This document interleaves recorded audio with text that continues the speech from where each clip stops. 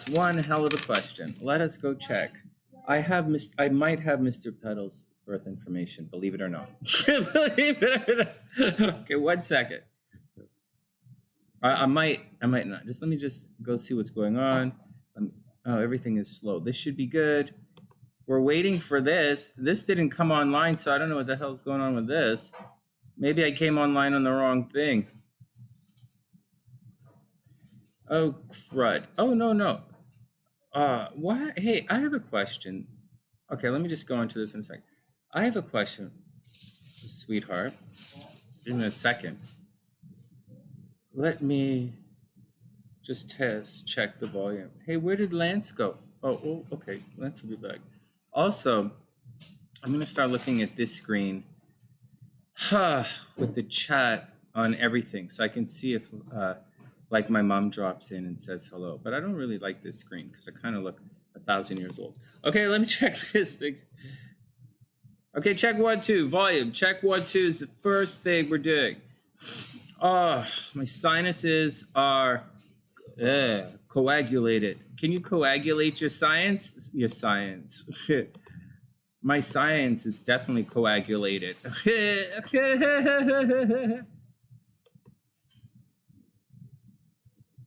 Hey, Lance, what's up, player? I hope everything is good. Let me pull the wheel up. Hey, Suzuki, what's up? Let me do this up. SLC has a good question. SLC has a really good question. Hey, Divina, what's up, player? Hey, Divina, we have a good question tonight. Check this out. Hold on 1 sec. I think you're going to like this question.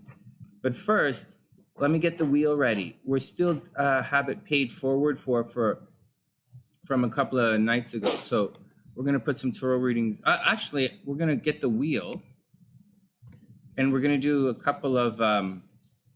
Shit, this wheel is still sideways. I don't know what the hell I did, but this wheel is sideways. Okay, well, whatever. Okay, so let's clean this up. Let's lose that. Let's start putting some names on this wheel, guys. Lance. Sorry, guys. My nose is plugged. I just took some decongestant stuff. Suzuki. Diviner. Whoops. All right, if anyone else pops in, we'll pop them on the list. Guys, I'm doing this over here. And well, I'll just show you guys what the fuck. I'm doing the list right here. Oh, shit, you guys can't see it here. Okay, well, the list is down here then. Fuck. It's over here. Hey, Gingy, what's up? I hope you're having a beautiful day. Hey, Gingy, anything good going on? It must be a hell of a trip for Pisces these days. Hey, Ginger. Hey, guys, interesting thing. You remember I told you guys a short while ago when I was looking at the basketball? Check this out. We're going to get to our question in a second. Remember, I told you guys a short while ago that, okay, so let's get down to it. Hey, everybody, welcome back to the sunny side. Welcome to date night. I got the wife here. We got my little dog here. Got, you guys there. Hope everybody's having a super amazing day. We are 1 day before. Well, that's how they spell it. I don't know what it means, but that's how they spell it. Anyways, so it should be kind of a quiet time, right? Oh, you did a live stream, right on, Ginger. I gotta wait till we get settled. Wait till we get settled again, and then I'll put the app back up. But we're not settled quite yet. Actually, we're moving right now. Okay. So what up? Okay, so here we go. So we do have a really neat question tonight. But before we get to the question, and I wasn't gonna do all this blah blah blah tonight, and I'm gonna stop doing all this blah blah blah. I'm just gonna do readings when I come on. But I want to see what's this is an interesting thing, and the question kind of came up a little bit, sort of about the nodes a little bit, I guess. Whatever. We're going through a situation right now. We're almost at the eclipse. So be careful in the next couple of days. In the next couple of days, the eclipse is going to bring darkness. It's going to bring a change. It'll bring a shift in direction. You'll lose your keys. That's quite common under the eclipse. Papa Sunshine loses his keys. Every kid's really funny. He loses them in his pocket. He's gonna lose his keys in his pocket again this weekend. Oh my god, it's so funny. Okay, so Papa Sunshine's gonna lose his keys again. Yeah, Papa Sunshine's gonna go crazy. She'll look everywhere and they'll be in his pocket. And so that's gonna happen.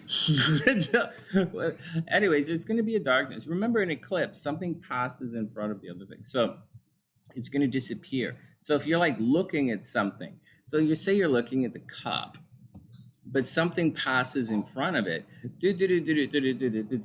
momentarily, you will lose sight of that cup. And then it'll go on. That's what's going on during the eclipse. And actually, that's what's going on during the, see, the difference between an eclipse and a new moon is, during a new moon, things actually come to light. They're a little, like it comes to light. There's a lot of energy. There's a burst. It's like the dam opens up. That's kind of what a new moon energy feels like. And it's every month. You do have opportunities. So as you're approaching the new, it's like the dam is opening up. Psh, hey man, let's go do this action. But an eclipse is different. It's like the dam opens up and there's like a hole there. And so you go through the dam and you're like, what the fuck? And so that's the eclipse. So watch out. So be careful. Anyways, there's going to be a reversal. This is my way this is how I describe both the eclipses at this time of year and the one that's going to happen later on in the year. I usually talk about it, this kind of thing. But anyways, it's kind of eclipse season as well. So before we go on with stuff, hey, Dr. P, let me add you to the list. Okay, so before we go on, so that's what's going on. So now here's the thing. So before we go on, remember how I talk about Mercury retrograde relationships? And I say this period of time is you're going to be in a relationship with whatever it is, whether it's the relationship you have with the mechanic for your car, okay, whether you have a relationship with your relationship counselor. You guys got to go to the counselor. Whether you have a relationship with the bump on your private parts doctor, okay, whatever you have a relationship with, you have a Mercury retrograde relationship. Did you think about it like that? Think about it like that for a second. Oh shit, I bought a car under Mercury retrograde. Every time I bought a car under Venus retrograde and Mercury retrograde, whatever, I thought that color would come back in style. Whatever, I was wrong. And so it was a good deal, whatever. So every time there's a Mercury retrograde, let's say you have to go take the car into this, like something goes wrong with the car, or not every Mercury retrograde, but a couple of, it gets a little clunky. So you got to take the car in. Well, that you now have a Mercury retrograde timed relationship with your mechanic because you started the relationship obviously under Mercury retrograde. It's kind of cute. Okay, what do you think, sweetheart? Kind of neat, isn't it?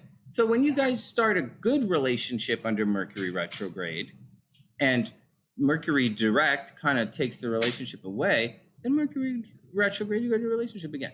Okay, now why is this important? First, Mercury is going retrograde. Okay, so that's the first thing.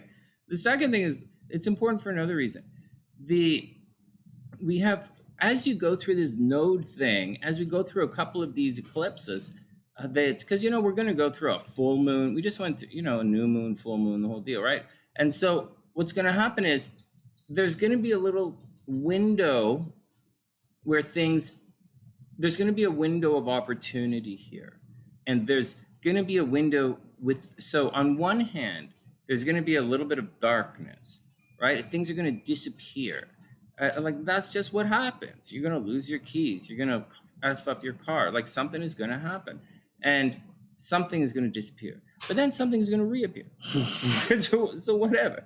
But anyways, in that time period, so forget about the disappearing thing. You're also going to have an eclipse relationship. So think back to the last eclipse. Think as you're going through this one, things are going to evolve and change. So just be cool and be tight with it. It can be very scary at times. And this might be very scary. In addition to that, so everybody cool, that's what's happening with the eclipse here. And we are leading up to it. one more day. So it should have been fairly calm for everybody.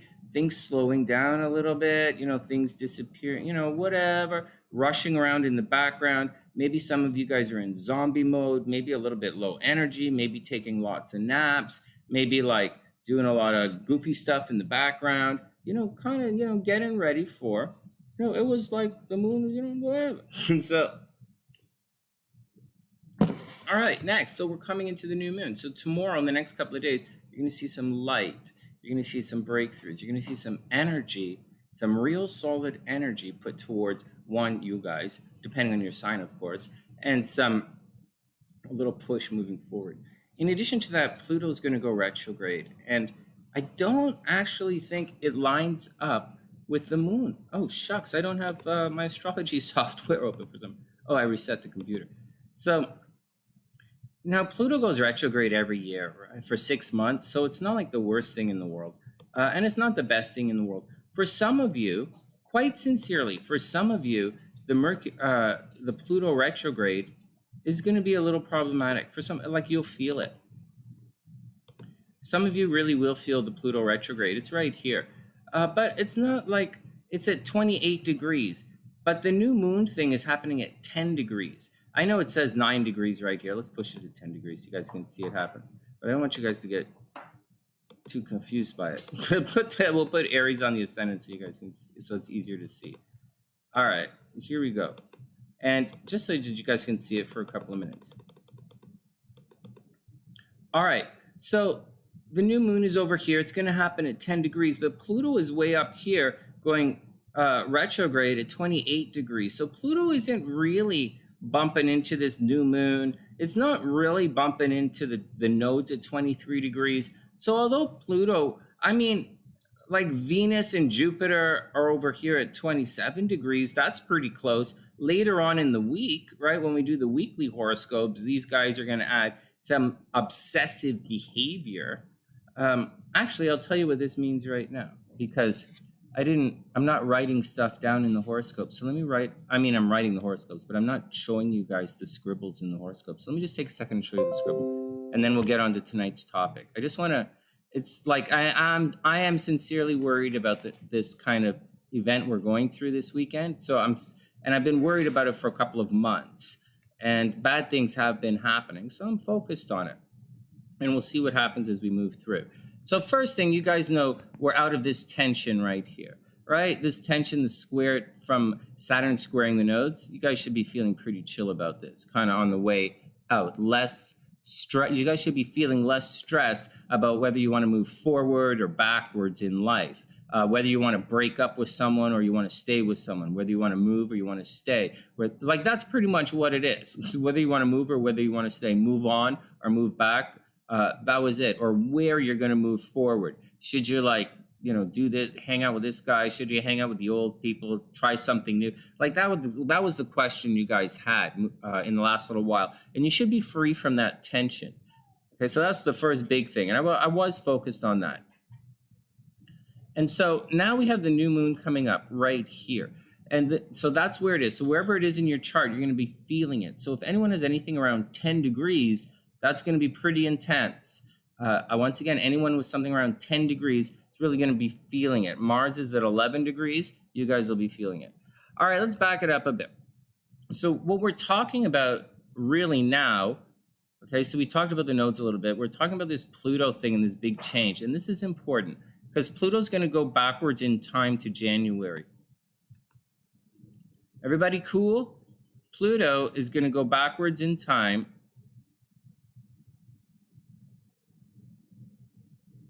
That's an hourglass. That's okay. So it's either draw an hourglass or draw a DeLorean, and nobody's gonna get it. So, like, anyways, Pluto's gonna go backwards in time until January. So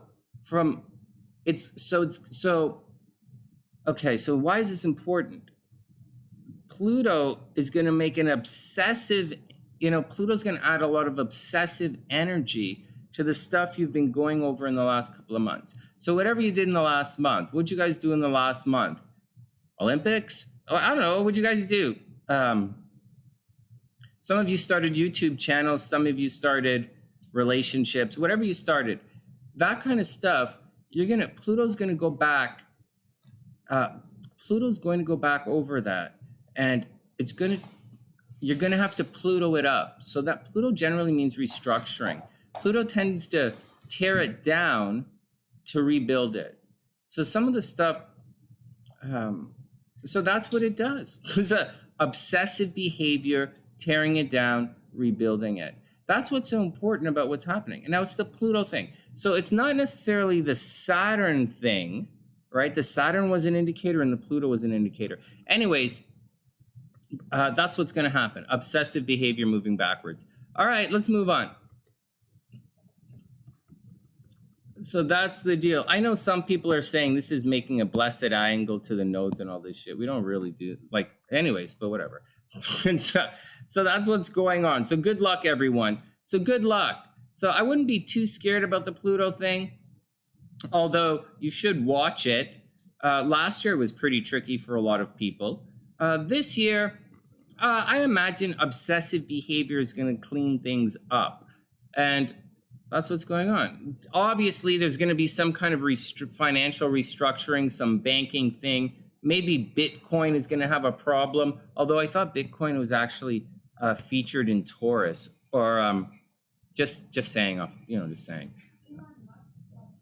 But Elon Musk bought Twitter.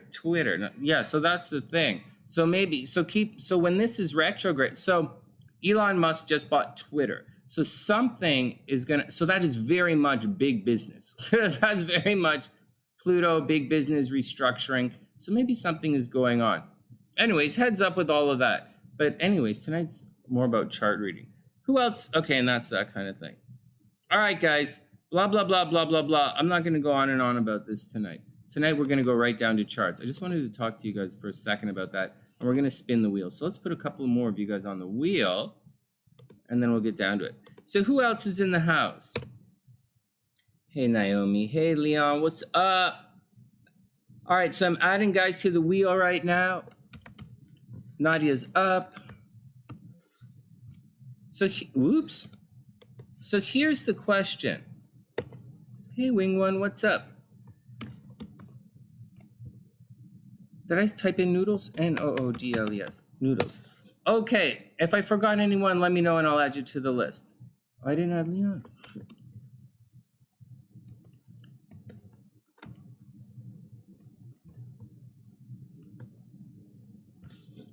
All right, so sorry guys, you can't see the list.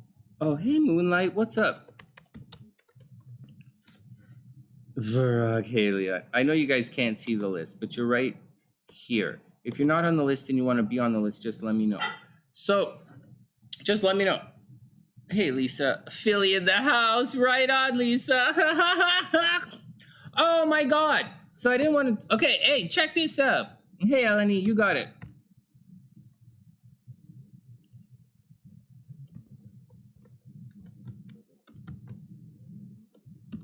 You know what? Check this out. We said, remember... It said that year, the guys who are born in that year, the guys in that year were getting injured. Do you guys remember that? Watch this. This really knocked me out. I didn't realize I didn't watch the end of the game. I kind of fell asleep. But I heard he got injured. So what? I heard Embiid got injured. Watch this. Let's go have a quick look. Just a quick look. And then we'll do SLC. SLC has a question. So this guy right here got injured last night. Check this out. These guys, and he's a Pisces. So you got to watch out. This guy got injured. So what was going on last night? So last night, this guy got wiped out. And we were talking about the nodes, 27 degrees. So what's happening at 27 degrees in the sky? While Pluto's about to go retrograde and wipe him out, Jupiter is right here at, Jupiter is making a heavy aspect to this guy's nodes. Holy crap. Look at this. Jupiter at 27 degrees, making it Jupiter 27 degrees Pisces makes a super harmonious aspect to his nodes. No wonder the guy just won. No wonder the guy's he's supposed to win the championship this year. But why is he injured? What the hell? Why is this guy a wheelchair? I thought this guy was getting injured because you see he's going through this node return thing, and he was injured earlier on in the year. And here, let me scribble this down for you guys. I didn't even know he was injured, but he just got injured again. And so, but I'm telling you guys, because if you guys have this in your chart, you have to watch out for it. So these guys, oh no, come on. Oh, I hope nothing dirty pops up on my screen. What the hell? Oh, this is cut and dry. Okay, this is risky. This is risky. Wait.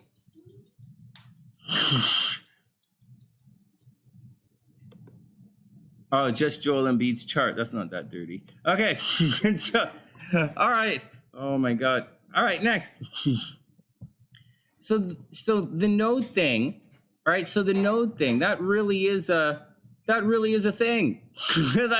So these guys, when you're going through your node opposition, but he's past it, right? So this doesn't indicate last night. This just indicates a time period where he might be getting injured. And a lot of you guys, when you went through your node opposition, a lot of you, or your node square, a lot of you guys were getting injured, right? And so just a heads up on that.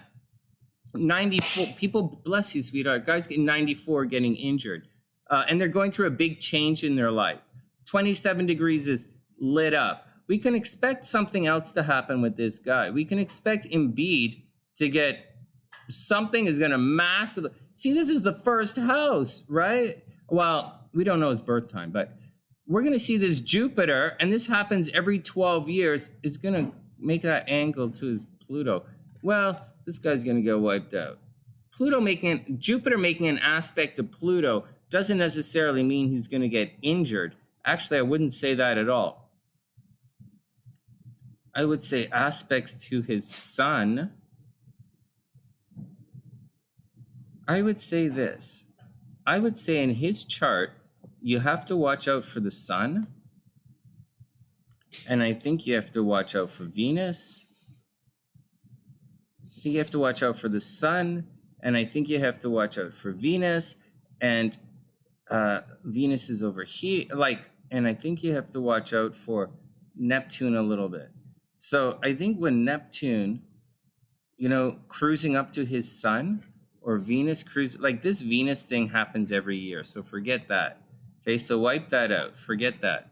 But this Neptune thing doesn't happen. I think Neptune is going to, that's not a problem, actually. We'll see. The sun made an aspect to his moon.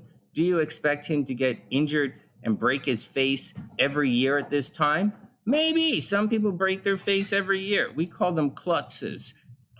So, I don't know, guys. Good question. Would I normally think that he's injured? Maybe. You really might. In this chart, the sun is going to cause him injury in this chart. The sun, transiting sun, might cause him injury, and transiting Venus might cause him injury. So this is going to, well, whatever, man. Whatever. Let's get on to some other astrology. That's kind of silly. This is not kind of stuff you guys can use anyways. All right, let's get back to it. Let's get back to having some fun. Let's spin the wheel, whatever. The SLC had a question, and this is right up some of your alleys. And I'll put some people. Do you want me to play it for them? What? Aurora. Hey, Lisa, what's up? Okay, so check this out. Only easy on paper. Oh, Dr. B. Okay, so SLC has a question. If you guys want to be added to the list, let me know. We're going to do it in a sec. SLC's question is, what was your question, baby?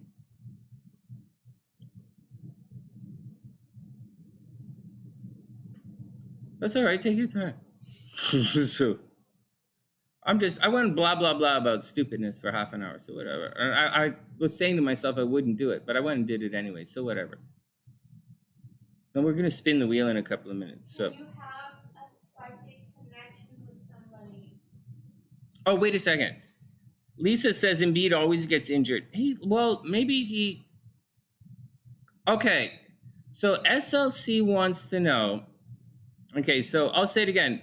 To answer, Lisa says he always gets injured. You know what? Well, I'm not in Philadelphia, but like that, if that, I'm just going to show you guys a second, then we'll get back to SLC's question.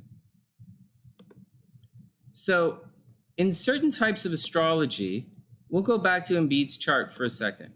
In certain types of astrology, they say the ruler, it's said that the ruler of the, okay, so this was the game. The game was on the 28th. And they said, here, I'll show it to you guys quick, and then we'll get to SLC's question, and we're going to look for it in charts. Hopefully Daniela comes in with Mr. Petal or something. Or you guys can give me two different charts. We're going to spin the wheel, and we'll do it twice for you guys. And SLC wants to know if there are psychic connections in your chart that still exist after someone dies. Meaning, do you, and so this year for guys like, you know, Diviner might have an idea about this, or maybe some of you guys might have an idea, Erica. So here's the question, or Ginger might, you know, so the question is, do you have a psychic connection with someone, like a soulmate, twin flame psychic connection? Does it show up in the chart? Is the first thing. Second thing, when that person passes away, will it show up in the chart that they visit, that you can still communicate with them somehow? How will the afterlife communicate with you in the future? Meaning, like, you know, they've passed on, can they communicate? And will that communication show up in the chart? Is that what you're asking? All right, okay, cool. Well, you know, she has Mercury retrograde and I have irritable personality syndrome. So everybody take it fucking chill. I'm trying to figure it out. Okay. All right, let's do Embiid for a sec. Hey, Kayla, let me put you on the list. Or let me add you to the wheel list because we're going to do a spin in a sec. Okay, next. Oh, no. What the hell is this? Okay. So getting back to Embiid's chart, some types of astrology say, and this type of astrology we just looked at last night, but you kind of need the birth time to do the astrology. And so because I don't have the birth time, I don't really know which planets rule which houses. So this is actually degrees from the sun. And again, and certain types of astrology do this to a degree. And they will say, and they also do things from the moon, right? They say if anything 8 houses from the moon, right? If there's anything 8 houses from the moon, that's going to be a problem. Or if you take the ruler 8 houses from the moon, I don't know, you guys need to know all of this, but the ruler 8 house from the moon, go find what that guy's doing and check it out. Well, that guy's fucking up Venus. So that guy's caught. Well, no, he's not. That guy's at 27 degrees, just chilling out. All right. Some people say you got to go see that. I don't think we need to go that fucking intense about it. But then we have, you know, then again, 8 houses from the sun. What do we have? Well, we have Jupiter over there. That's going to cause problems.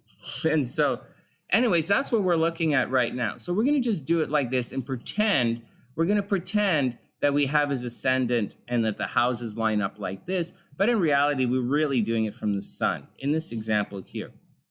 So the planets that you have to watch out for, the indicators of injury in this guy's chart would be the sun, assuming that this was his birth time, which of course it's not. But we would be looking at the sun as an indicator of potential injury, and we would be looking at Venus as an indicator of potential injury. And whenever these two guys come into contact with each other, then there's going to be a problem. So, and sure enough, he kind of has it in his chart where there's going to be a problem here. So I would imagine he does get injured a lot, but like whatever. But I wouldn't say that just because having like that doesn't necessarily mean that. It actually means he's going to be very wealthy. Okay, this guy's going to be rich and people are going to do some fucked up shit to him behind the scenes. He's not going to have as good a life as you think he's going to have. He might have had a very, very, very difficult upbringing. he might have potentially, like, his movement might have been restricted. He might have been, might have been detained, gone to jail, or blamed for a lot of things. He's going to get blamed for a lot of things. He's been going to be close to a lot of death. He's going to be very close to a lot of sorrow. And he's going to do things behind the scenes. He's grouchy and controlling. He does things in secret. He does things behind the scenes. And you got to watch out for him. But in public, his public image is really good with Venus in front of the sun. Do you guys see this? With Mars behind the sun, he's going to do a lot of shit behind. I don't know anything about this guy, and I like him. I like the way he plays basketball, and I wish him the best. But he gets involved into devious activities behind the scenes. People behind the scenes also try and mess him up and blame him. He gets blamed and persecuted for a lot of stuff he might not have done. And so he gets blamed for a lot of stuff. Anyways, and he does a lot of stuff behind the scenes, both good and bad. He does a lot of stuff behind the scenes. All right, now, but over here, he always looks good. People probably think he's good looking, and he's probably going to make a lot of money. So those are all, good things. But we're talking about health. And in certain types of astrology, Venus in this guy's chart, the way it's set up, Venus and the sun would be indicators of difficulties in health. So whenever Venus, theoretically, technically transits his sun, you might have a little bit of a problem, right? He might get sick or injured whenever Venus transits his sun, or when Venus makes a harsh angle. Say Venus is in Sagittarius. So Venus is in Sagittarius around Christmas time, right? So like November to Christmas, Venus is often in Sagittarius. So around that time period, he might get injured. He might be a bit of a wheelchair. And in the summer, he might get injured. Late in the season, he might get injured. Anyways, just a heads up on that. What else? The sun, he's got to watch out when the transiting sun makes some fucked up aspects. Anyways, that's one of the ways they do it, to find out if a guy's a wheelchair. But Venus, both Venus and the sun transit like every year. So like, it's not like he's going to die every year, right? That's not really going to happen. So, and it's not like a guy could break his leg every year. That's a possibility, but that's not going to happen in this situation. Anyways, that's my little 2 cents on that little fitness thing that you guys kind of, curious about every once in a while. And if we do see, and if we might do that in one of the charts, but that's not what the point is tonight. Does anyone else want to be added to the list?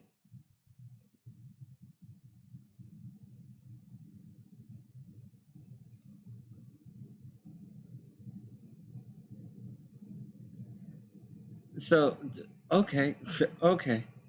Hey, Beast, what's up? Beast, we'll add you to the list.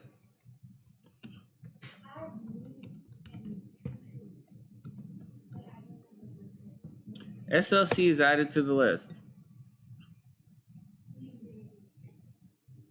All right, here we go, guys. So that's the question. Is there a psychic connection in the chart? Well, the answer is yes. So the answer is yes, but the answer really is yes. There is a psychic connection in the chart. The answer is yes. And you can have, and that's just the way it is. You might find yourself finishing someone else's, or speaking things that someone is thinking, or someone might be speaking the things you're thinking, or maybe you can think something and they'll go do it.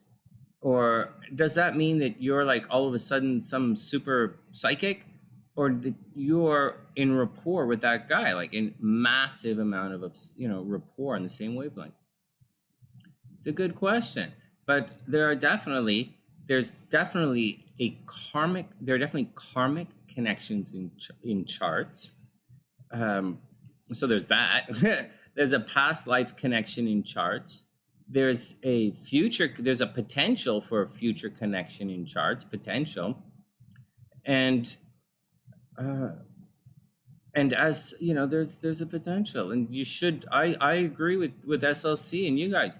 I think if you have one of these connections, there's absolutely no reason why it cannot continue beyond the chart. Now, here's something interesting that you might want to think about. And sweetheart, here's an interesting thing that you guys might want to think about.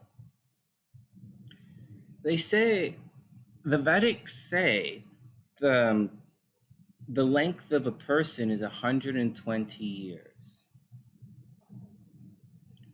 So they don't say that your chart lasts forever. They don't say that. But they also don't say your chart ends. They don't say that.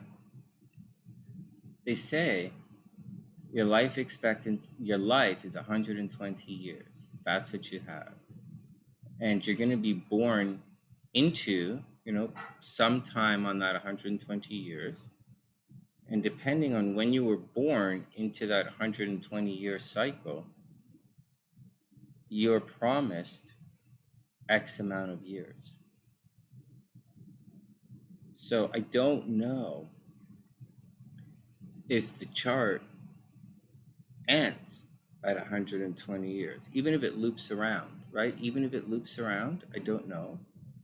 And, the Mayans kind of ended their calendar, but they kind of ran out of rock to write on. So I don't know that they ran out of, the world was the Mayans expected the world to end, or if they just ran out of pencil. I don't really know. Like, what is everybody laughing at? Our show is going to end when Sunny runs out of memory. That's when the show stops. I don't see why it's so fucking complicated. Or until YouTube throws a strike for me swearing. So this show ends when Sunny runs out of memory. So I don't see why it's so weird that the Mayan calendar would end when they got to the end of the stone. You think a guy's gonna say, oh, here, you ran out of stone? Here, right on my belly. You're out of stone, right on my belly. Yeah, 4 more years. 4 more years, right on my belly. What?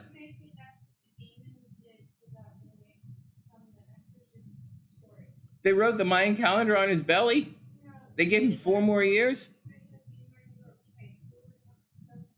Really? Oh my goodness.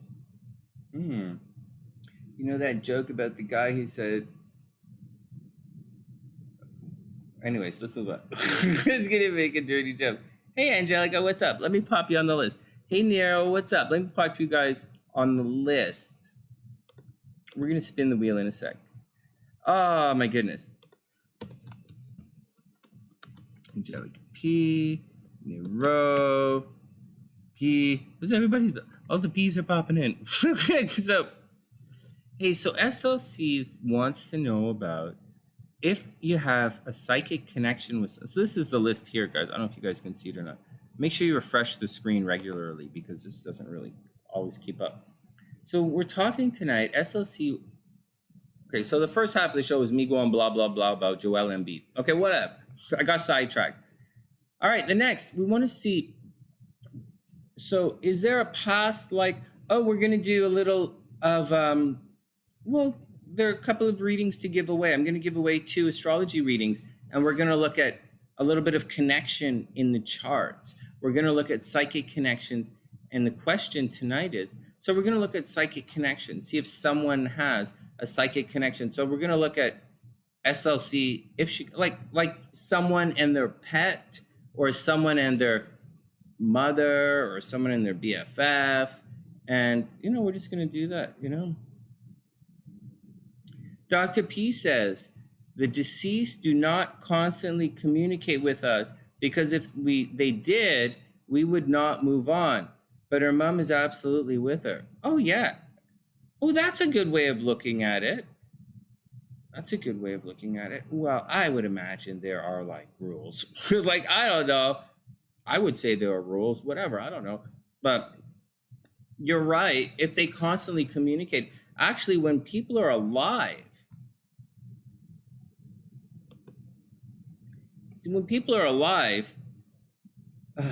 they create a lot of noise in our head.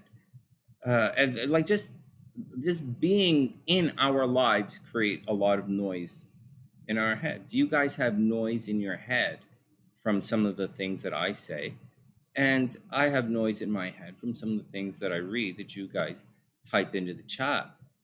It's noise in our head, you know, and then we go away and we think about those things, and that's more noise in our head.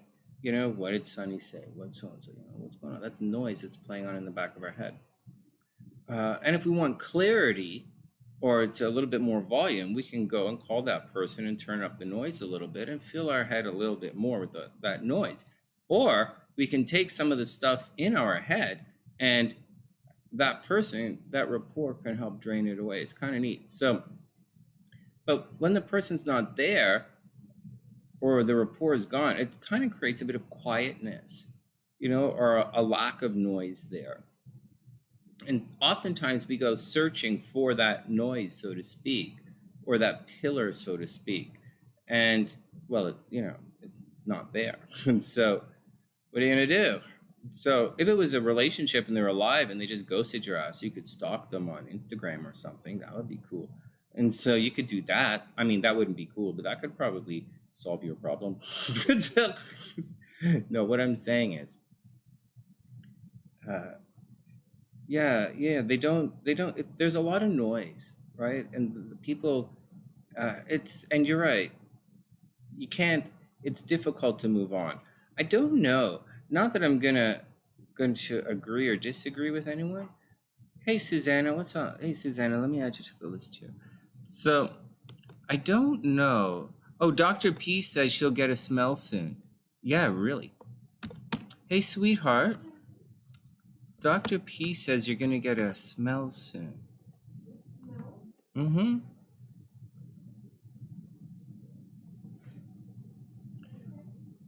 Yeah, you'll experience a smell soon. That's not that weird. Hey, I just added you guys to the list. Okay, so there you go. There you go. There you go. So, oh yeah, well you get signs. You do get signs when someone passes away. You absolutely get signs. And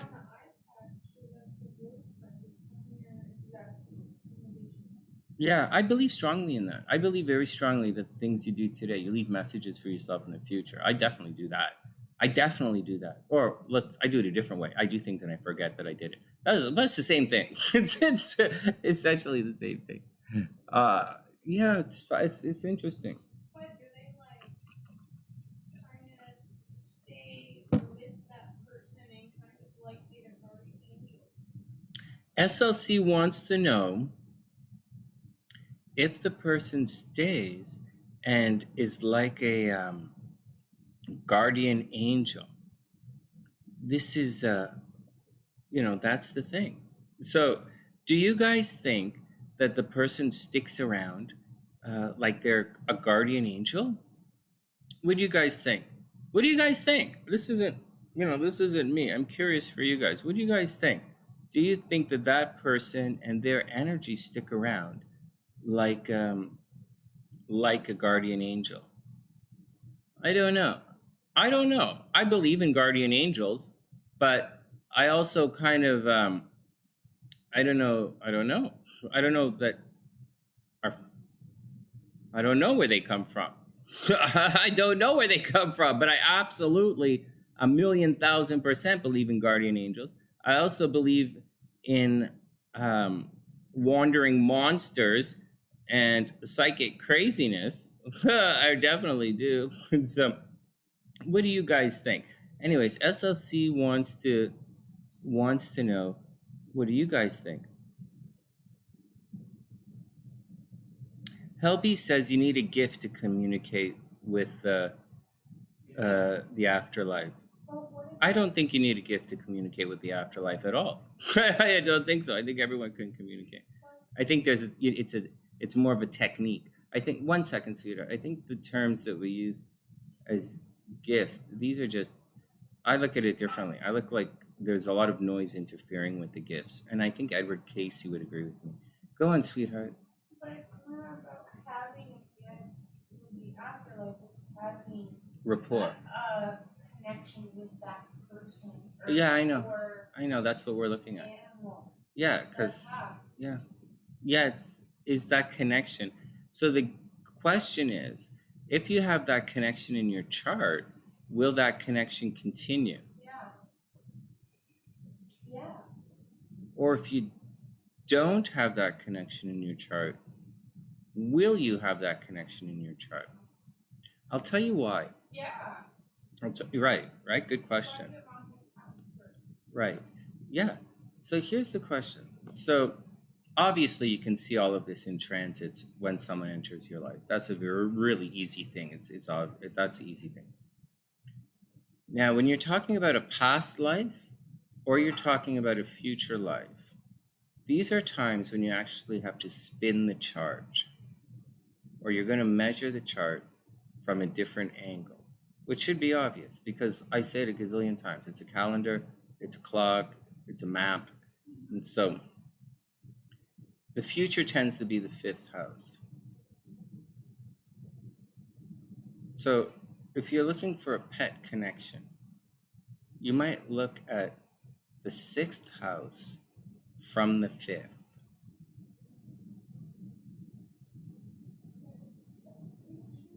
A pet connection is the 6th house. And so it might be, or it could be your kids' pets. The 6th house from the 5th is pretty cute. But as a general guideline, measurements from the 5th house tend to produce where your future is going to lie. And measurements from the 9th house indicate oftentimes things that were in your last lifetime. And the midpoint, not midpoint, but the triangle point, so to speak, is your 1st house. And that's how it works. So you're going to want to see, so to see a psychic connection, you're going to want to see Pluto make a connection to like the moon. You're going to want to see something connect to the moon, right? Because the moon is like your subconscious, right? So you're going to want to see that, but you don't have to see that, right? You might see, so you might like one of the strongest connections is an aspect to an angle, to your ascendant or to your midheaven. Those are the strong. That's a strong connection, but it doesn't mean that you're into each other. That's just a strong connection, like really strong indicator. So like it's an eventful situation. That's the first thing. Psychic tends to be Pluto. So aspects to the ascendant or to the angles will create psychic connections. They will. They do. Pluto making aspects to the moon making aspects to the angles, those will create psychic connections. Venus, you would think Venus would, but Venus tends to make an impulsive connection to the Pluto. So although when people have the Venus-Pluto connection, they might think and say it's a psychic connection when it's not. They often say that Pluto, down you go, Spark. People often say that they feel as if someone is their twin flame or their soulmate or their mama jamma or whatever, when there's a massive obsession there. And that's usually something really amping up a person's Venus, like a Sun Venus, Mars Venus, like Pluto Venus. There's afraid to let go. Venus afraid to let go, right? Pluto Venus afraid to let go. Moon Venus, afraid to let go. Venus Sun afraid to let go. Like we look at it in the other way, like, oh, it's loving and la la la and la. Oh yeah, rapport and all this. but it's afraid to let go. When you break rapport, you go back. Down you go, spark. And so, but that's not the question you're asking. So those are all connections. So how would those show up if you guys pass away? Well, the presupposition is that if you have these connections, right? The presupposition is if you have these connections, you should always have these connections. That's the presupposition, isn't it? Don't you always feel the same way about someone? No. Down. What are some things that could change that? Down.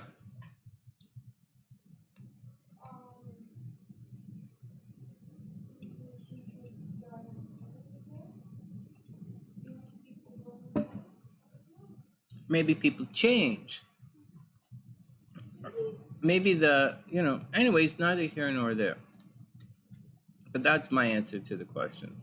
Let's spin the wheel and we'll look at some charts and see if anyone has these psychic connections with someone and how to go. It's a tricky question. Will they show up in the future? No one really talks about that. All right, I should go back to work. All right, SLC said I should go back to work. What are you guys talking about? What have you guys been talking about?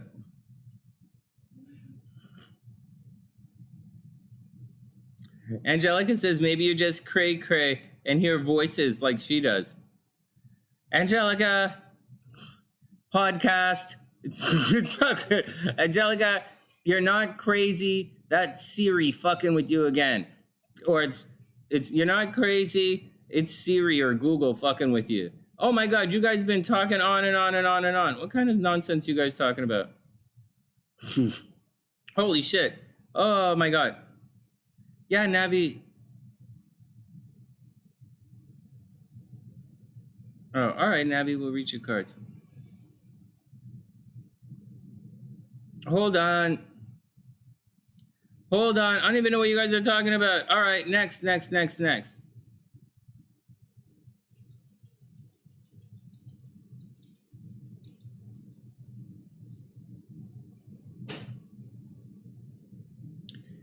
All right, here we go. Hey, Susanna. So Susanna says, yeah, they're a guardian angel. Navi says she believes in angels. Diviner says their energy sticks around. What energy? Good question, maybe. I don't know. Okay. And Angelica says, maybe until you're ready to let go. Pam says, yes and no. They go to where she calls heaven, but can be earthbound. Yeah, that's cool. That makes sense. Wing One says they come and go and have stuff to do, but they're different than angels. Oh, I agree with you. All right. Yeah, just pay attention. Yeah, we'll just pay attention. Navi, remind me again in a second. I'll write it down in a sec, but I got to write it down first. Okay, next. All right. Yeah, we're just checking out the perspectives. Dr. P says the connections continue. I think the connections continue. Okay, Diviner asked a question. Does holding on to the connection not prevent the deceased from moving on? No, I don't think so. I don't think so. You know, so here's my 2 cents on moving on. I don't believe that honoring someone and creating a new source of energy from their memory ties the spirit to anything. I think it creates a new entity and with a new energy to it and a new signature. Meaning, let's say someone passes away and you create a statue in memory of that person. Is the person like suddenly bound to the statue? Like, are they? Like that's what you guys are asking. I don't think so. They could be if you did a spell. I'm pretty sure you could bind the spirit to the statue, but I don't think that's how, most people don't do that. That would be funny as fucking hell. Holy shit. Is like making these statues and then binding spirits to them? Holy shit, that would be fun. Oh my God. Okay, whatever. And so, anyways, no, I don't think so. Here's what but this is interesting.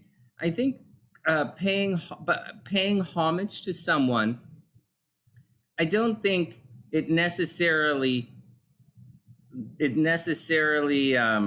binds the spirit to that. It's like saying the spirit, if you look at the spirit physically, you're kind of saying the spirit is kind of physically bound to the memory, someone's memory. And every time you have a memory of the person, or you're walking around moping, thinking about the person, or if you look at it another way, you create a memorial for that person, thinking that the spirit is constantly bound to the memorial. I don't think that's necessarily true.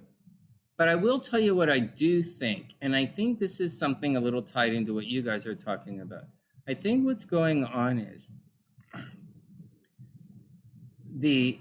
sometimes when you're constantly thinking of something, you're kind of, and what you're describing is sort of like invoking that spirit energy. Along the lines of, if you're constantly thinking of this person, you're thinking,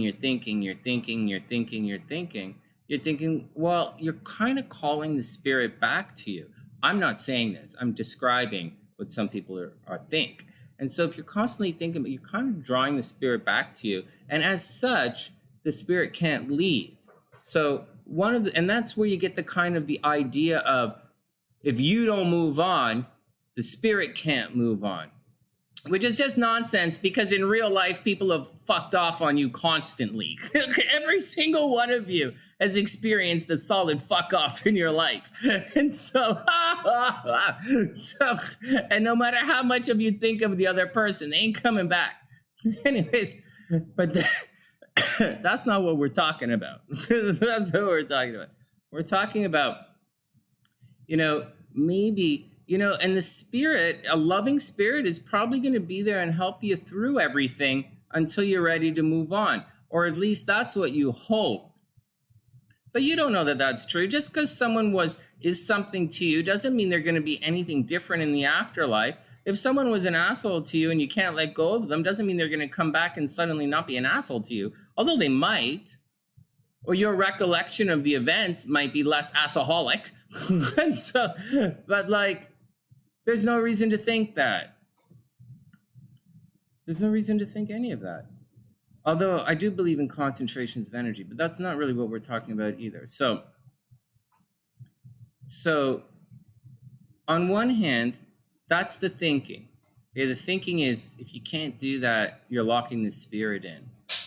But I don't believe in letting go. I don't believe in the concept of letting go. It's a very old idea, and I do not believe in it. I don't believe in the concept of shielding. I don't believe in the concept of letting go. I don't believe in this. And I believe that all of these things, all of these events, all of these memories, all of these energies, it's karmic energy that makes you who you are.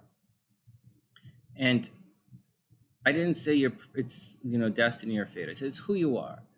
It makes you. All of these life, physical experience, and we talked about this the other day, saying your spiritual energy is shaped by the physical things that you interact with in this world.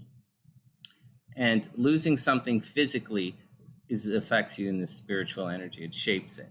So that's what I think. That's what I think. That's what I think. That's what I think. And so all of these things make up with who you are. And this is not a new philosophy for me, for Sunny. As a hypnotherapist, I spend most of my time working with the metaphor of getting all of these different parts and events in your life, all of these different parts of you, all of this different thinking and abilities and stuff, to sort of agree and align, to make you more powerful. Here, Sparky, come here. And so that's what I spend a lot of my time as a hypnotherapist doing, parts therapy. And so that's what I believe in. I don't necessarily always believe in letting go, because I do believe But those memories, all of those memories, even the painful ones, even the feeling of lack that you're going through, or whatever you're, however you want to describe what you're feeling, whatever you're going through, I believe that all of these experiences make us who we are. And I know they're painful. And I believe that all of these experiences can be used as strengths. And I do sincerely believe that, everybody is welcome on the team and all of these experiences are part of it. Could you have had a really nice life without some of these bullshit experiences that you go through? Yeah, you could. Would it be better if you didn't? Yeah, it would. But at the same time, a lot of this stuff, so I don't really necessarily believe in letting go. But at the same time, I don't believe in allowing them to tether you to something that's to tether you, right? To hold you back or to chain you down. And in fact, I'm going to say that in spite of me saying all of this, right? In spite of me saying all of this about letting go, and you see, there are certain things that it's not the easiest thing, because sometimes letting go, there's a part of it that's actually pretty good. So you don't really want to let go of all the stuff. You want to kind of keep all of the good stuff with the memories, Anyways, and if you want to keep some of the physical associations with some of those good memories, that's probably a good thing too. Or it can be an empowering thing. Having said that, my absolutely most popular hypnosis meditation that I wrote ever is called Let Go and Fly. And it has to do with letting go of things that no longer serve you, whether you realize it or not. And some of the things, it gets really powerful when when subconsciously you let go of what no longer serves you, but at the same time, you retain some of the reasons or the leverage or the emotional leverage from some of the events, right? They don't have power over you anymore, but you do respect your journey and where you come from and where you're going and the steps.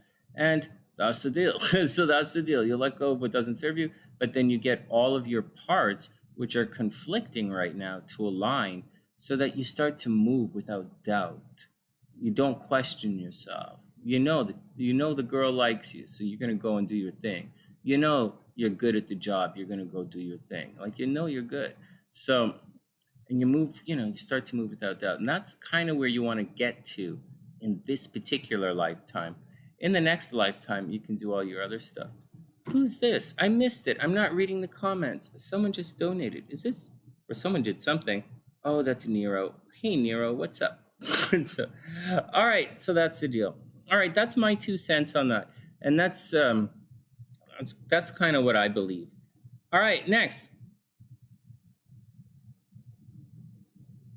Nero says she's adopted and she feels like 2 different lives are communicating. Yeah, that's possible. Beast says he thinks it's a bit of a chosen gift sort of thing, and either you have it or you don't. Angelica says she finds it harder to communicate with family or closed ones versus others. Yeah, that's a possibility. And what else? B says you can open your third eye and utilize your talents to the fullest, but communicating with the dead could be a possibility if it's a dormant skill you already had. All right. Sarah, oops, sorry, Nero. Wait, I missed it. Oh, man, I'm reading your comments, but I'm way back in the chat. Hold on, I just get into Sarah right here. Sahara says, Sahara Jasmine, cool name. Sahara says, I've been making big mistakes at work every 1 to 2 weeks these last 2 months. Sahara, you're going to be okay. Trust me, you're going to be okay. The last 1 to 2 months had a lot of problems. And it was tricky for a lot of people. Even though all the energy was moving forward, it was a little tricky in the last couple of months. But not like full on like year, just the last 2, it was a little tricky. But we're going to get better right now. We're moving forward. So this weekend's going to be a little tricky. Monday, Tuesday, Wednesday, you're going to feel Pluto going retrograde. You're going to feel the results of the effects of the eclipse season. And so that's going to be a little tricky to navigate. It's going to be a little drama next week, but it'll be a little drama next week. It's going to be difficult to predict on a grand scale. Individually, it's pretty easy to predict. On a grand scale, it's tricky. So, just but you're gonna you're gonna be okay. We're through a lot of the difficult transits for most people. We're moving forward. That stuff that I went through is moving forward. Wing One's health moving forward. Dr. P's health moving forward. HellBeast is starting to do readings now, right? He's moving forward with that stuff. What's up, baby?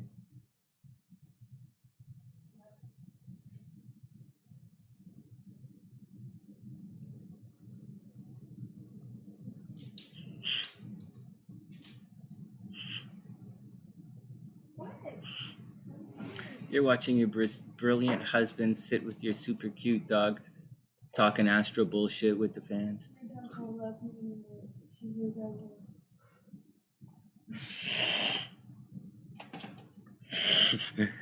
All right, next, let's get on with it.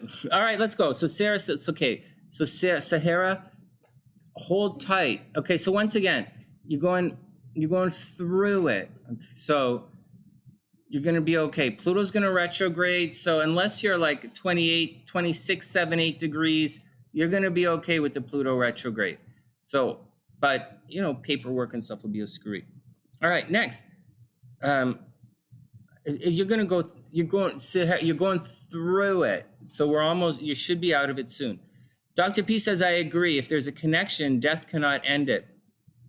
It's a good point. I agree with that as well. I thought the entire point of being alive is to find these connections. I thought that's the point. I thought that was the point. Aren't you? I thought the whole point is we're a fragmented soul. We're born into a fragmented soul looking to complete our spiritual essence. And when we do, we get to evolve into lizard people and then go live in Mar-a-Lago. I thought that was the fucking point. But I don't know. All right, next.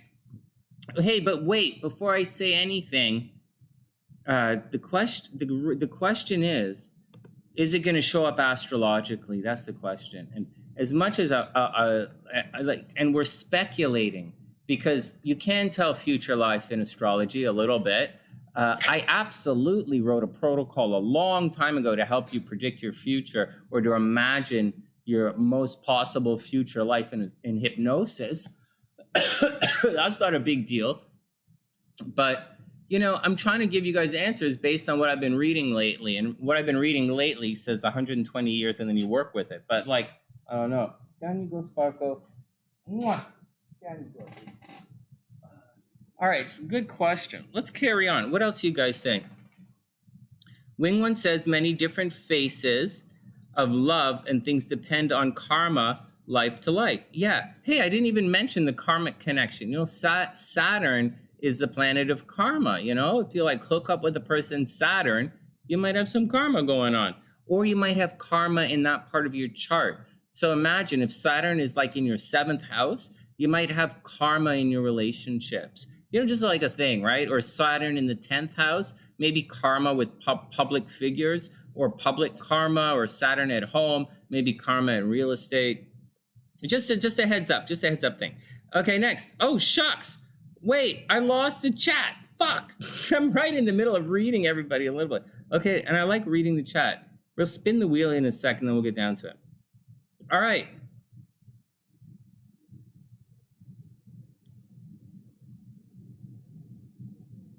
All right, good question. Okay, adopted, third eye, problems at work, different faces. All right, we almost ready to get down to it. Navi says, doubt it. I'm not sure what that means. So, they see life through your eyes, so make it a good movie for them to watch. Oh, that's a good one. Angelica says that they see life through your eyes. That's a good one. The Beast, that's really cute. Oh, Nero says her biological family. Hey, CecI, what's up? Let me add you to the list. What's up? Oh, thanks, Diviner. Yeah, her name is Baby Doggy. Hold on, one sec. Well, her name is just Baby, but I call her Baby Doggy. CecI. All right, CecI, you're on the list. All right, let me see what else you guys are talking about. Oh, and I still have to read Navi's cards. Okay, Nero says, what if you're not ready? You mean if a person is not ready to move on? I don't think you have to be ready to let go. You know? Okay, so as always, I give you my 2 cents on letting go, but now you're kind of supposed to let go. But like, Nero says, what if you're not ready? And I think that means to let go. I think that's okay. I think it's absolutely okay. However long it takes is how long it takes. And I'll tell you from my experience, as a hypnotherapist, I've seen change happen instantly. I've also seen change happen gradually over time, and permanent change instantly, permanent change gradually over time. Down you go. And I've also seen people not change no matter what. So if you apply that to letting go, you know, and forget about consciously letting go. But I think, you know, there's some people let go instantly. Some people can gradually let go. And some people never let go. And that's been my experience. And so that's been my experience. And I didn't say any of it is good or bad. Thanks, Nero. That's really sweet. Oh, that's a puppy love. Oh my God. Thanks, Nero. That's really cute. Okay, hold on. Angelica says, Nero, no one is ever ready. No one is ever ready. Okay, next. No, Kayla, you're here. It's okay. Next. It sure does, Navi. Well, I'll tell you something. CecI says she's going to get out, feel like, okay, so CecI says she doesn't feel like she's ever getting out of this. It's like she's in purgatory. There, hold on, I gotta write Navi on the list. and so the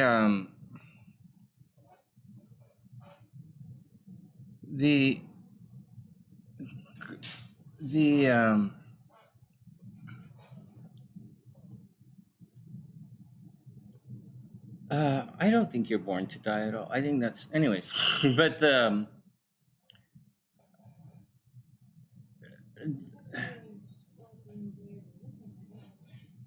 is a very biological way of looking at it. And so, anyways, to let you guys know, because we're sort of morphed into, so we started talking about psychic connections. And when we spin the wheel, we'll look at psychic connections in charts. And so, but and we talk about energy moving on, things like letting go and this. Do you have to let go? I don't know. Or a source, right? Or do you need the source? But I'll tell you something that, you see, I look at most things in life, believe it or not, in terms of energy. I really do. I know you guys think in terms of detail. What words are you going to say to make someone do something? I know you think that because I'm a hypnotist. I know exactly you guys think that. If I say this, that guy's going to do something, or I'm going to react like this, that guy's going to do like a very. But I look at things in terms of energy. So you can say things to move somebody. And it's not about, are they going to agree or disagree or like voluntarily or involuntarily. I look at it as, are they going to fucking move? I don't give a shit how they do it. Just fucking move. So enjoy it, don't enjoy it, just get the fuck out of the way. So it's the way I look at it in terms of energy. When someone's speaking towards you, you know, their energy is coming towards you. So what are they saying? What kind of energy? How is it interpreted? Where are they coming from? But it's really just energy, you know, and you got to, like, if you disagree with it, you got to move the energy over here. You can put it in your head. You can get that energy and you can send it off to someone else, you know? So, you know, like, I'll give you an example. Gabrielle got an amazing job selling cars in California. Some really, really, really high-end cars in California, really nice ones. And so she told us, her energy came in and told us, and I'm taking her energy because like I can't buy a car right now.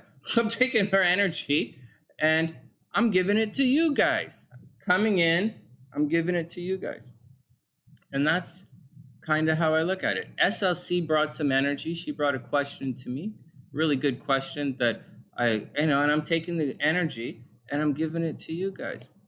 I look at a messy place in terms of light energy, messy. If it's the eyes, it's very noisy, visually noisy, or like, psychically, someone might be psychically noisy, or someone might be emotionally noisy, or verbally noisy. I look at it in terms of loud and soft, in terms of intensity.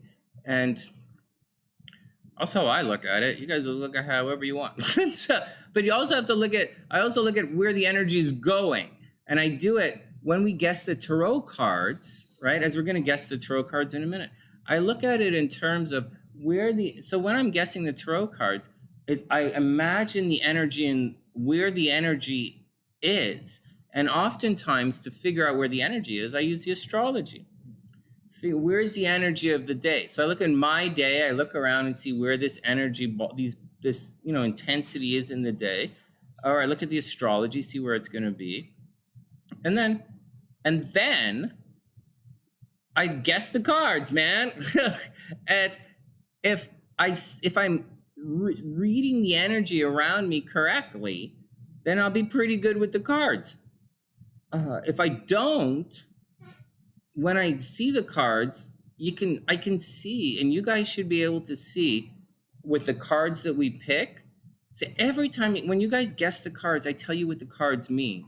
And it means that's where your headspace is right now. If you say the Tower card, you're going to think something fucked up is going to happen. That's what it is. If you think the Two of Cups, you're thinking love is on the way. If you think the Three of Swords, you're telling me. If you type in the Three of Swords in the chat, you're telling me you think relationships are going to get fucked. If you're telling me, that's what you're telling me. So then you take what you guess and then you dial it into the, you fine tune it. It should always be fine tuning. Okay, whatever. Let's go on. Nadia says she thinks someone's trying to connect with her. That's so dirty. You've been seeing hummingbirds. What? Hummingbirds. Oh my. All right. You could say, for a past life thing, you could say, you know what, Sunny? I've been seeing a lot of condoms. I think someone tried to connect with me on the weekend. Oh, that's so gross. So there's a lot of connecting going on in that garage. It might be some kind of psychic portal there. That's so gross.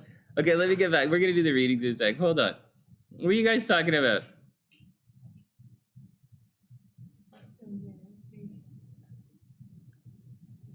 Oh, your dog was named Baby CeCi? That's really cute. Okay, what are you guys talking about? All right, next.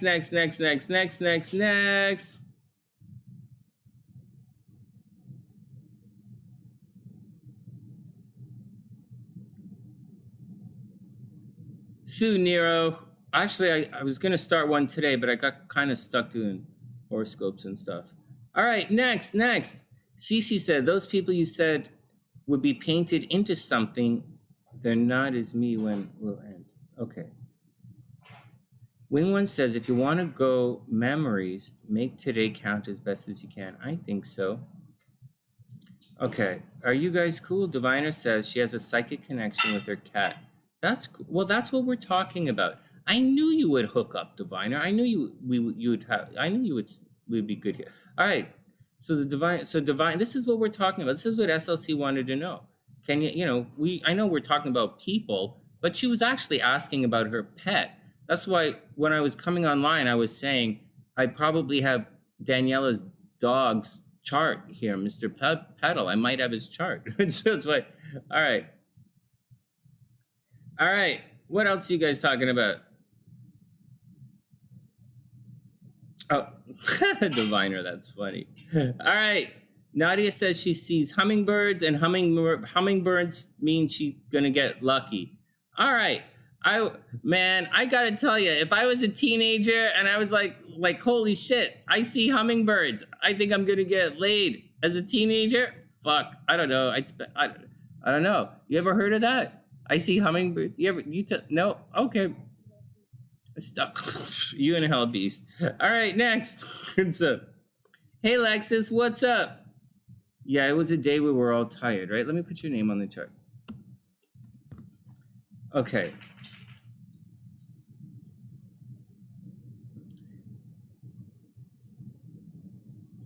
Nero says, do I have to let go of my biological family when they don't want a relationship with me, but I want with them? Well, so that's a good question. Nero wants to know, do I have to let go of a biological family when they don't want a relationship with you, but you want with them? Well, the thing is,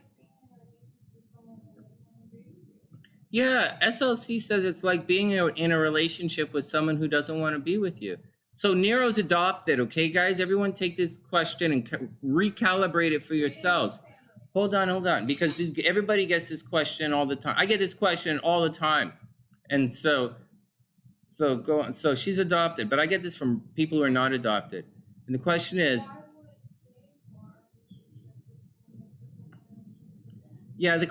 why would you want a relationship with someone who doesn't want a relationship with you? That's the thing. I know it hurts, guys. Okay, so once again, astrologically, on this channel, I'm going to make my answers either hypnosis-based or astrologically based. So it's either going to be subconscious or it's going to be astrology. So with lessons from the tarot and the occasional Freemason bullshit. So astrologically, you may have, it's a highly probable that you have a really strong connection with some people in your biological family.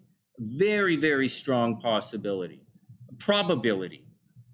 There's a strong probability that in your mother's chart, she had to give you up. Strong probability. She might have Saturn in the 5th house. Your dad might have Saturn in the 5th. Your biological mom might have Saturn in the 5th house. So she might have to give you up. If she has Saturn in the 5th house, she might not want to talk to you. If she has Uranus in the 5th house, she might have had miscarriages, or she might have been forced to give you up. And, she's going to have an unusual way of looking at things. And so, and in your chart, if you have, say, Saturn in your 4th house, maybe you were taken away from your family. 4th house, not 5th.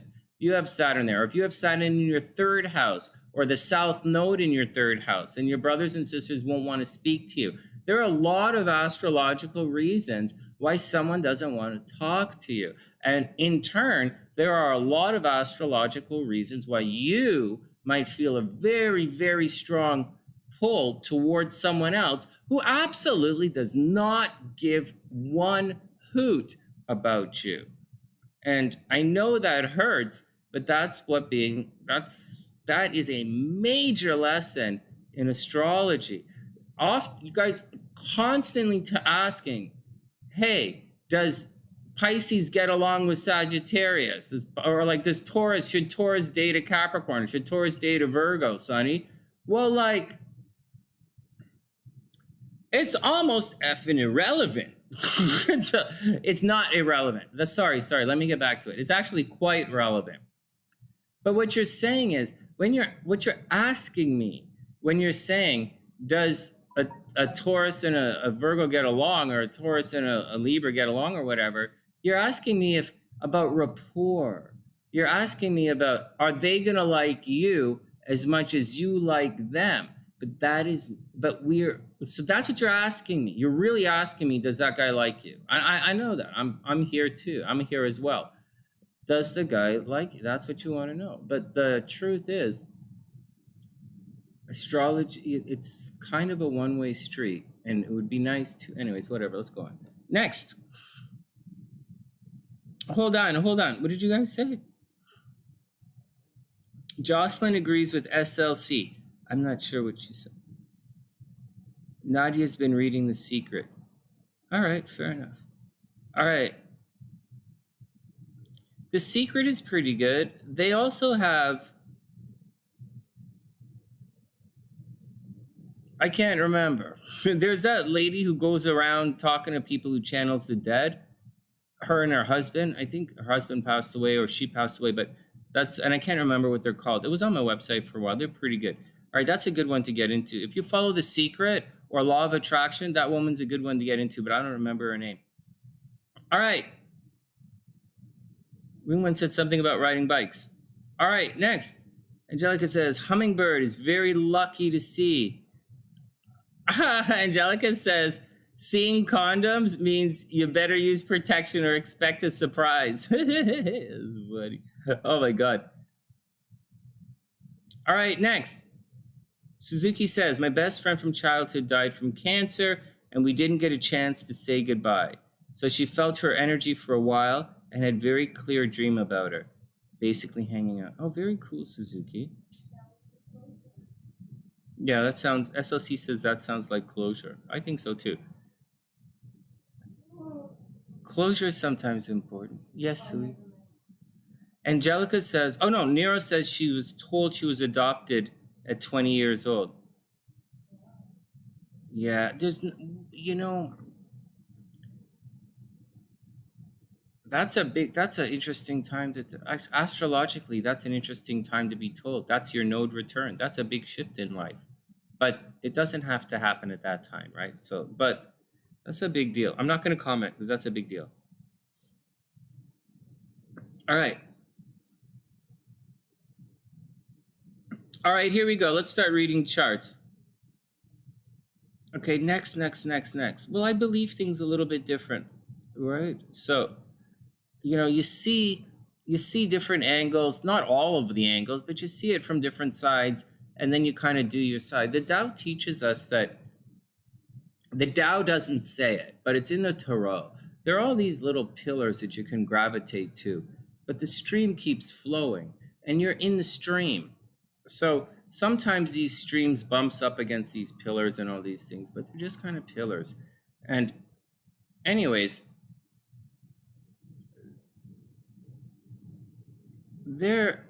I wrote a meditation about this a long time ago. It's called How to Find True Love. It's not about grieving. It's about finding love on your journey. It's about being who you are and living your journey and having other people's lights join you, you know, and making a brighter journey for the both of you and everyone around you.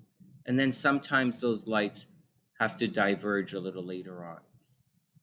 Now, when we talk about death, we use the analogy of a light being extinguished. So here we go. So when I wrote this meditation a long time ago, before Sunny's brain started to dissolve, it's called How to Find True Love. It's part of the Romantic Magic series. It's now available for free for you guys on YouTube. There are links all over the place. How to Find True Love talks about living your life. And the metaphor is a ribbon of light. And you're living on this ribbon of light. Like, you're not on a rhythm of light. Like, you are a light creating this trail in this universe. And sometimes, if you're lucky, you will bump into another light. And now that light, I better draw this because I think you guys are going to fuck this up. So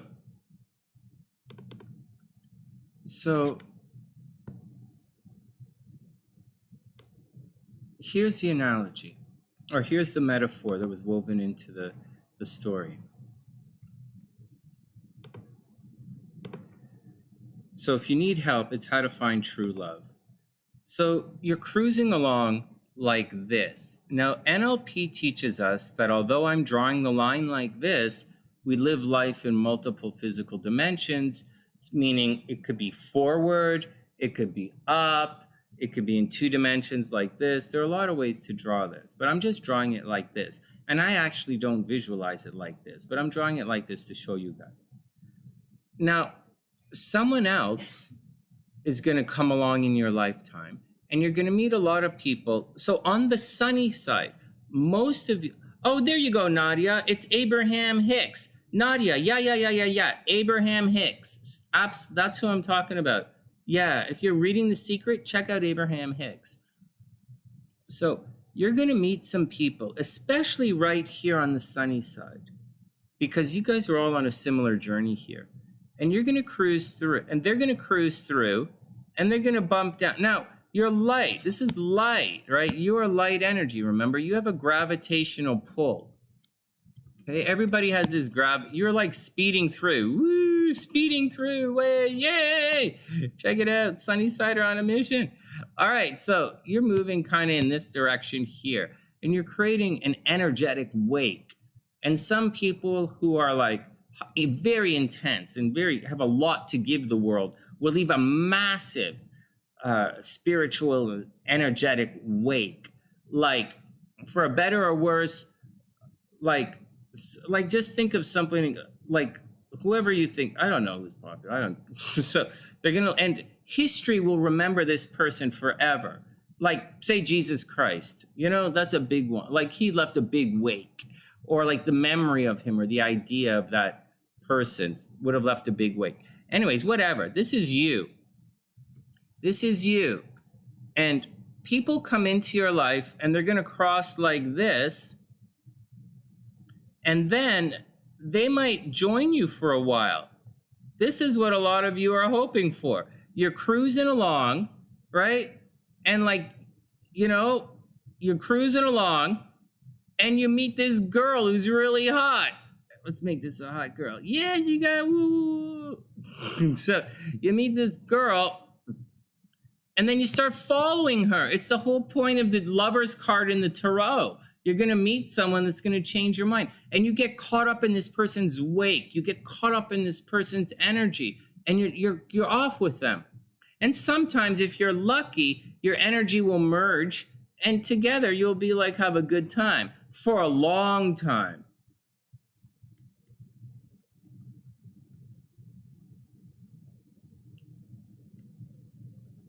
Sometimes these people fly right through your life, right? They're gone. They're in and out. Bam, they're done. You know, and that's the deal. But let's get back, you know, and some of them are like, wow, they come and go. They're in and out of your lives like that, right? Some people are like that. Now, sometimes all the time, we talk about people joining us on our journey. And, you know, we talk so much about people leaving our journey. You know, they're in for a while, and then maybe this person gets sidetracked by this person. Let's make this person super curvy and a little fat and ugly because that asshole never should have left for this stupid fuck. Anyways, what? I'm sticking up for the hot girl with the nice crab legs. All right, good. Let's get back to it. So sometimes a buddy might join you in your journey and then fuck off. And we talk about people leaving all the time. But and my meditation alludes to something like this very softly. But what happens if someone joins you in your journey? And you know, when you join someone in the journey, you're now combining your lights. Isn't that the point of being alive? I told you this. I believe that we are fragmented souls and we're born into this existence to meet up with the rest of our spiritual essence so that we can move on to the next fucking thing. And so that we can go, you know, crawl into the, you know, pyramid and like ascend to like the center of the earth that's flat. And so that's what we're supposed to do. Together, we shine more brightly. And you guys have to understand, I come from a world where you're supposed to do it on your own. And I'm telling you this. Now watch what happens. Watch what happens. This person is gone. Their light is extinguished. So you don't, so the only, you know, their light is extinguished. So their light made you brighter for a while.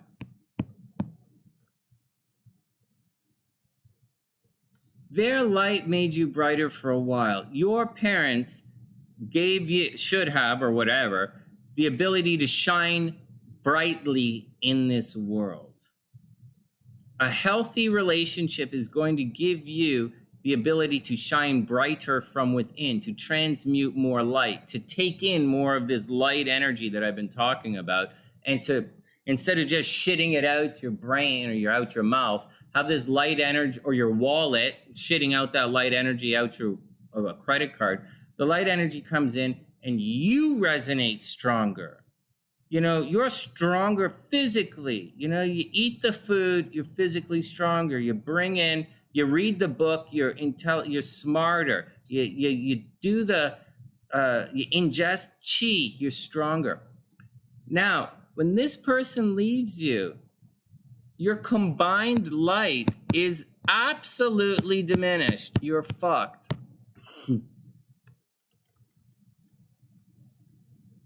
There is a void in your world. There is darkness in your world. I'm not going to sugarcoat it and say kumbaya when it's not. It's fucked. So they gave you the ability to shine brighter. It's not as bright as shining together.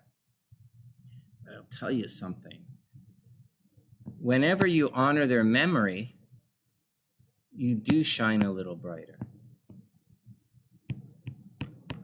So though my meditation talks about what happens when people join you on your journey and how your light should be brighter, and sometimes they leave your journey for reasons that don't have anything to do with you, or they just have to go on to the next thing, or they get called away by, say, you know, some loose zipper, or they get called away because of work, or they get called away because they're fucking drunks, or they get called away because they can't fucking drive. Like, lots of ways to get called away. You know, they get called away, you know, and so, or they die.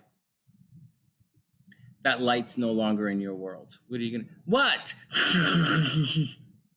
I used to teach children. Isn't this how you talk to children? I used to teach children. I'm good at it. No, I'm not teaching sex ed here. And then you're pregnant. That's how it works. And then baby Jesus will cry. So that's what no. All right, enough, whatever. I get it. We're done giving a shit. Let's move on. Go read my meditation. Go listen to my meditations, read my books, buy lots of merchandise. I give up. I don't fucking care anymore. I've already been through this. So, and I'll tell you guys, it gets worse every single day. I don't know anybody who says time makes the world get better. It doesn't. It gets worse every single day.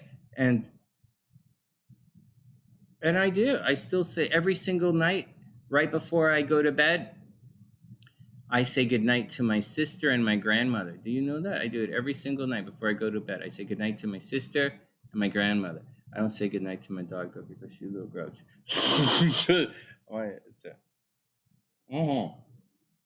But you guys can do whatever the fuck you want to do. All right, let's go. I'm not here to change your belief structure. Where the hell is the wheel? Okay, let's do the wheel. You guys ready? Anyone else wants to be on the wheel? All right. TN. I never add TN to the wheel. All right, let's go find some past life connections. All right, next. What are you guys saying? What? K1's... Oh my God, K1's not on the chart. K1 and TN, I don't know why you guys never get on the chart. K1 is not here, TN is here. K1 is here.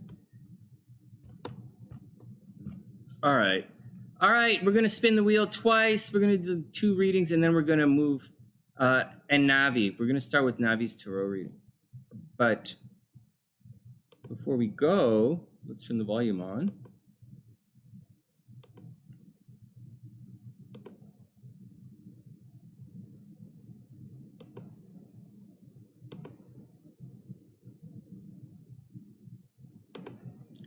You guys ready? Here we go, here we go, here we go.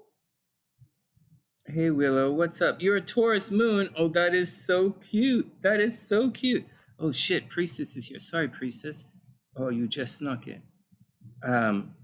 This new thing is a little fucked. Okay. We're going to go.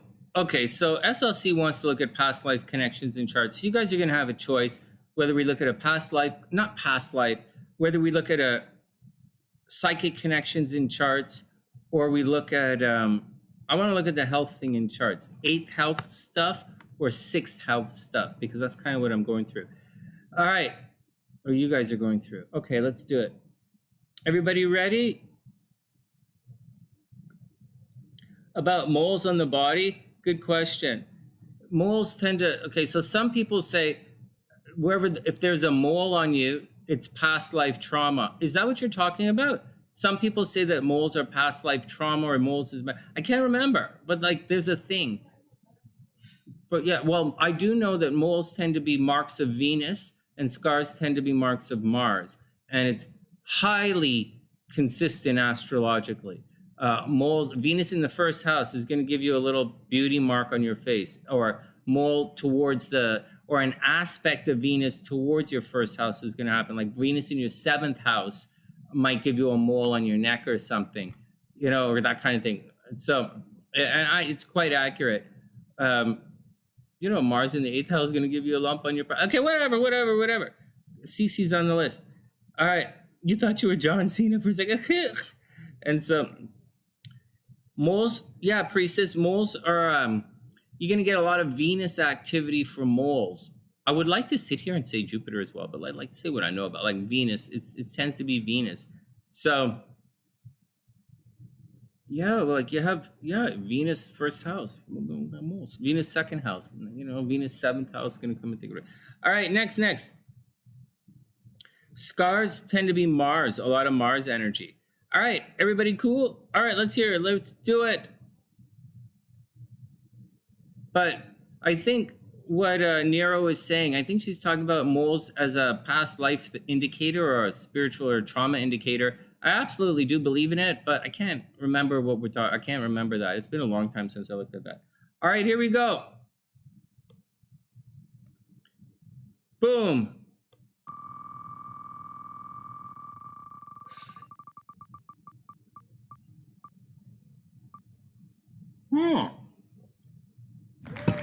All right, HellBeast is up.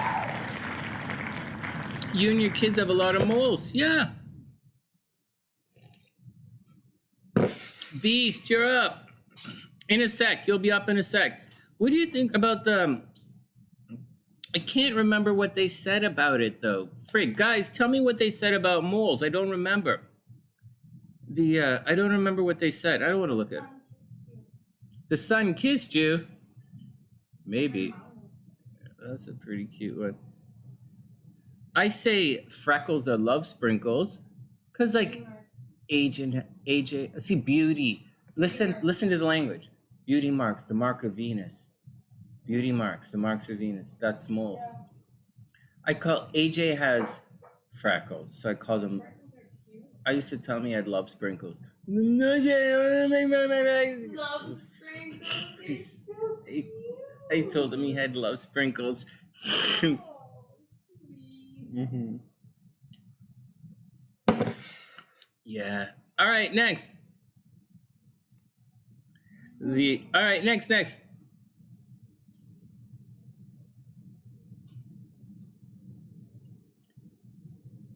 All right, next. All right. The sun. Ha! Priestess says she has a mole on her butt. What is it? The sun kissed her butt, kissed her ass. No, Priestess. That's not how it works. It works like this. The sun, the moles on your body represent how you feel towards a relationship, a karmic relationship. So I'm just being, that's a shitty joke. I'll work on it. All right. It means karma can kiss your ass. All right. Navi is up. let's do our cards. I call them beauty marks too, CecI. Did you guys hear me say that thing to SLC about beauty marks are like the mark of Venus? And did you guys hear that? Because that's did I say that to you guys as well? All right, so that's the thing. All right, let's get down to it. All right, guys, so let's do it. Let's pick the cards. Let's take a moment, pick the cards, and then Navi is up.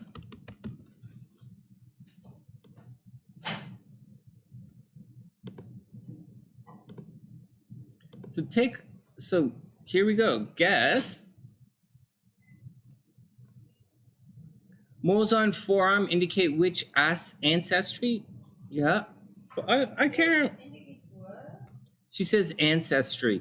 There's a thing about it. I don't remember what it is, to be honest, but like there's. Oh my God, Angelica says the asso, it might be splatters of something. Yeah, like just pieces of memory. Oh, you guys are so gross. Oh, you guys are so nasty tonight. How come you guys aren't out on dates? What the hell?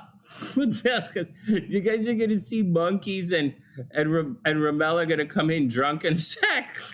All right, Navi's up. Oh, and HellBeast is Astro. We're gonna do HellBeast chart.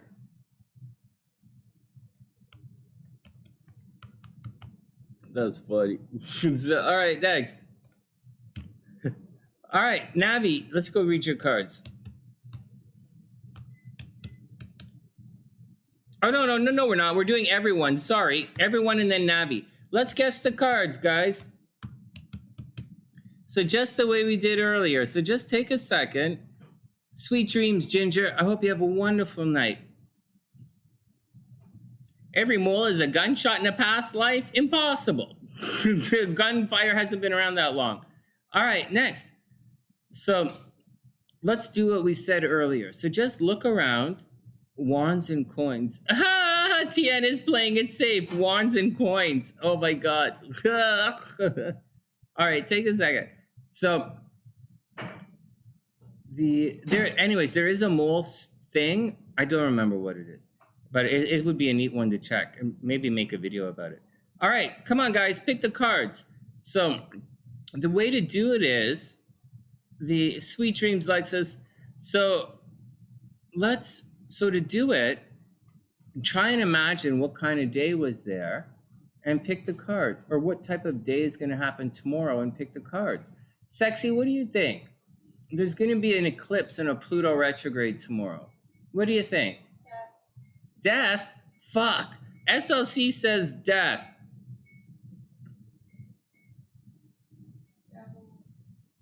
SLC says the death and devil.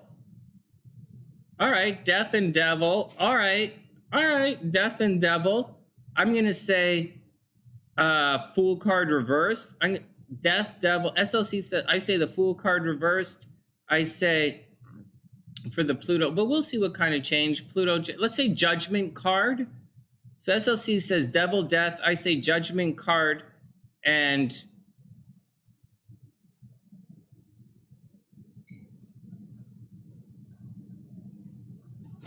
I say the Sun card. The Sun card. Maybe the World, probably the Sun card. Oh, God. That's a scary thing. Yeah, well, there are people outside. Right? It's Friday night. People outside. All right. So there I said, whatever I said, Judgment in the Sun.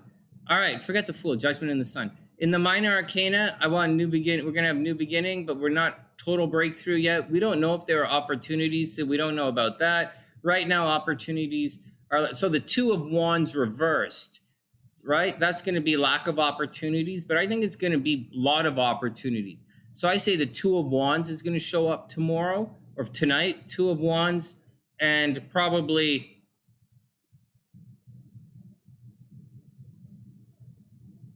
the King of Cups. All right, let's do it. Tien says the Wheel. All right, so Tien's feeling lucky. Angelica says the Tower, something is going to end. Tien says the World and the Sun, right? New beginnings. I think so too. Suzuki says the World and the Fool and the Tower and the Sun. You guys ready for new beginnings, right? Right on. Yeah. Lexus says the world. Yeah, Lexus, the world, right? Definitely. 2, 3 of Wands. Yeah. 3 of Wands is kind of waiting, right? I think tonight, I think the last couple of days we've been in the 3 of Wands kind of vibe. Moving forward, I think we're going to see things open up with the 2 of Wands. Maybe the Fool, Hangman, illusions. Let's hope we don't get the Hangman, but maybe. K1 says me. I'm not sure what that means. All right, what's up? All right, here we go. Let's see. So that's how we do it, guys. And now let's guess the cards. Cut the deck in 3, no cheating. And motherfucker! We got the foot in the nuts. Oh my God. Oh, Nero. Oh my God, Nero, I hope you don't have a psychic channel. Because you just pulled the absolute opposite of the Lovers. The 3 of, I'm just joking. I'm just being a dick. 3 of Swords. Fuck. 3 of Swords. That's the card of heartbreak. Fuck. Well, what are you going to do, guys? Keep your eyes open. Some kind of something is happening. Well, I already knew this was going to happen. So what's going to happen? Way to go, Sunny. Well, like, fuck, what do you want? Okay, 3 of Swords. This is the card of heartbreak. Someone is going to behave differently than you expect them to behave. Things might not necessarily go according to your desire, but at the same time, Pluto is about to go retrograde and we are going to have an eclipse. Next, I know, Tien, seriously. All right, next. Fuck! Fuck!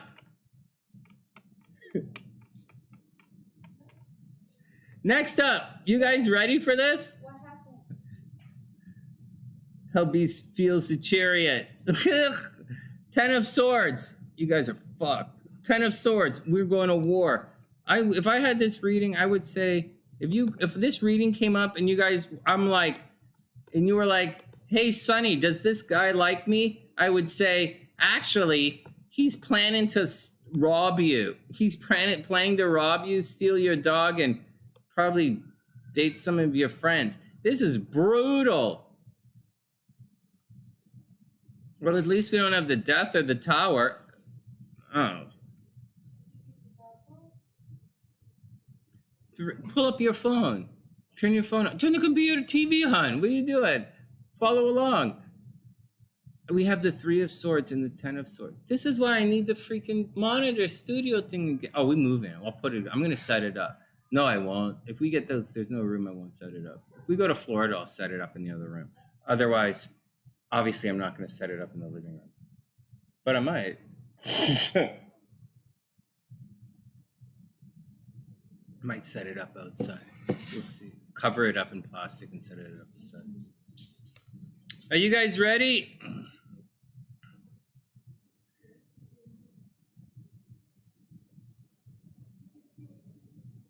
Hey, Knight of Swords. Knight of Swords reversed. Well, the communication is not coming. Well, I can easily imagine why the communication is not coming. So this is it. Knight of Swords, waiting, communication arriving from a distance, running around, talking to a lot of people, gathering information. This card is reversed. There is no communication coming. This is one of the scariest readings I've ever given in my entire life, at the scariest time in my life. Well, I sure hope we make it through the weekend.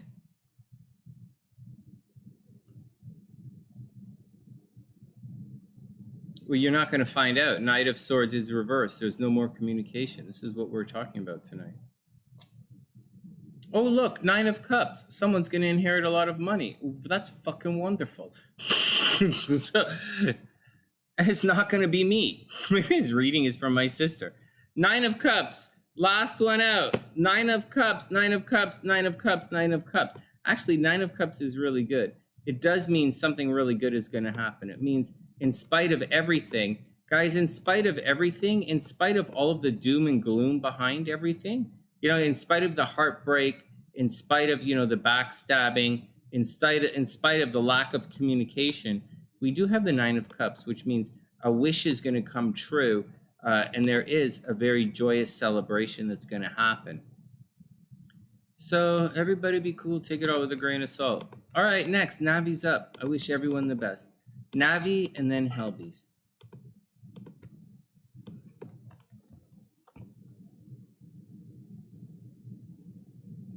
We'll see. Hey, really, Diviner? Right, a lot of, there was a lot of air energy. Hey, what's going on here? Hold on, sorry, I'm gonna put the timestamp for Navi. Good habits, right? Timestamps.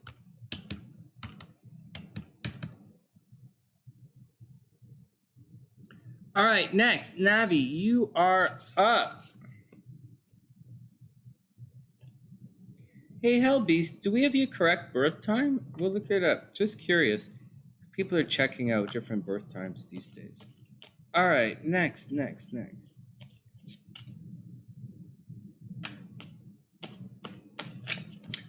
Oh shit, I dropped my cards. I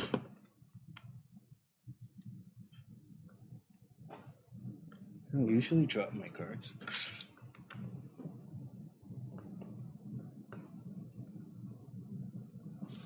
What's wrong with you guys? Here, let's use another deck.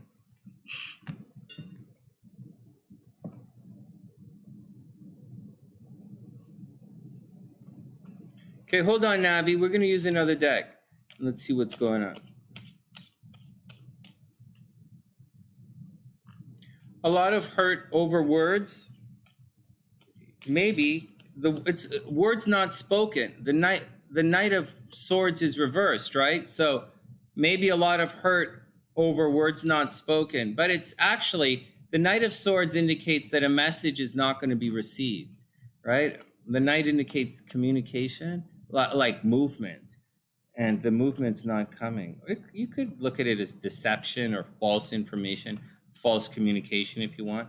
I don't look at it like that, but it looks to me, because I look at it like the knights are running around gathering information, and information's not coming. All right, next, Navi's up. My card's not happy right now, so I'm going to put the Marchese deck to sleep. I'm going to use the Illuminati Tarot. Here we go. But you're right. Communication problems. Here we go. Navi, the Hangman reversed. Hangman reversed. So this is it. Illusions. You're not going to be able to figure it out. With the Hangman reversed, you're not going to be able to figure it out.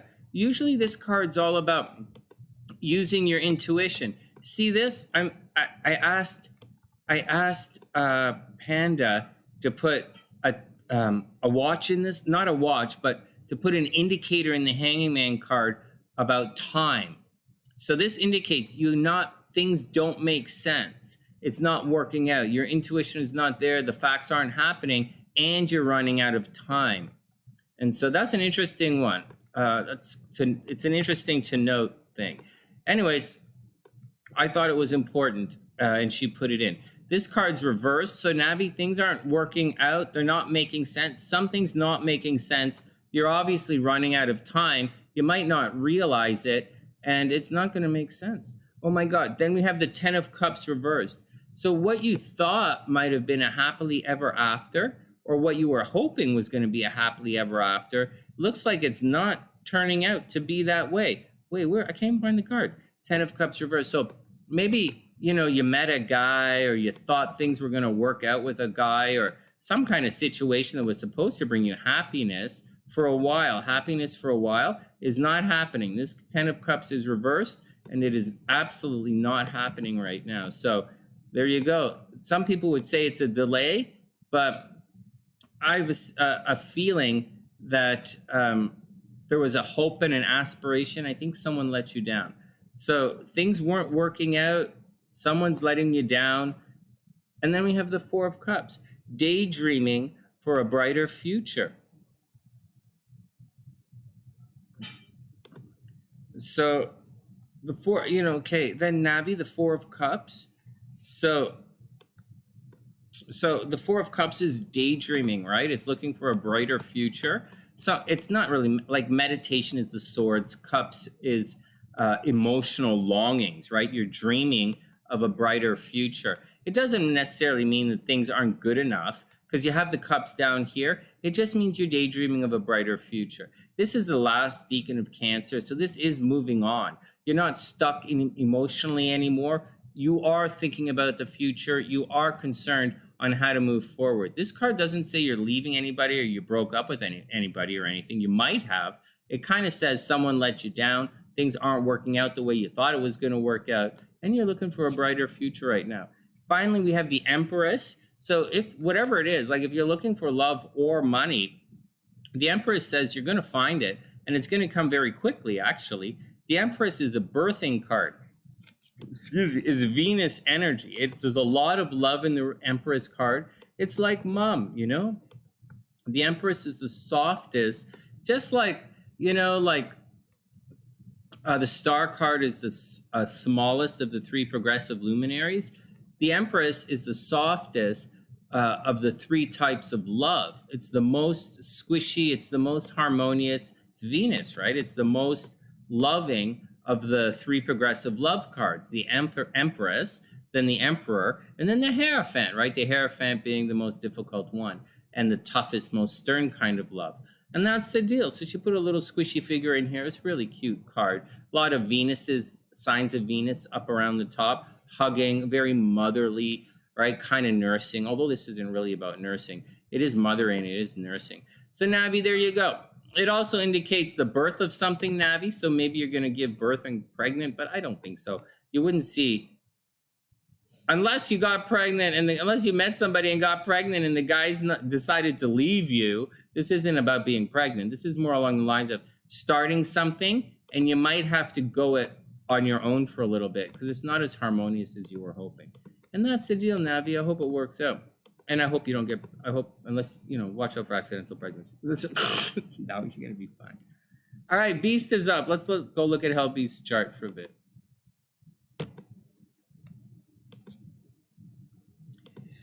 Oh, man.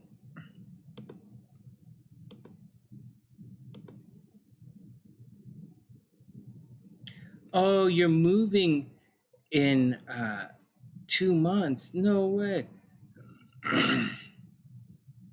No way. Oh, you're around 145 Beast? We'll see. Yeah. Everything you wanted, you're over aesthetically? What do you mean aesthetically? Like, are you getting a nose job? That would be over it aesthetically. What the fuck? Okay. I'm just bugging you now, you know, just teasing you. Okay. Oh, fuck. Where the hell's HellBeast's chart? It's hold on.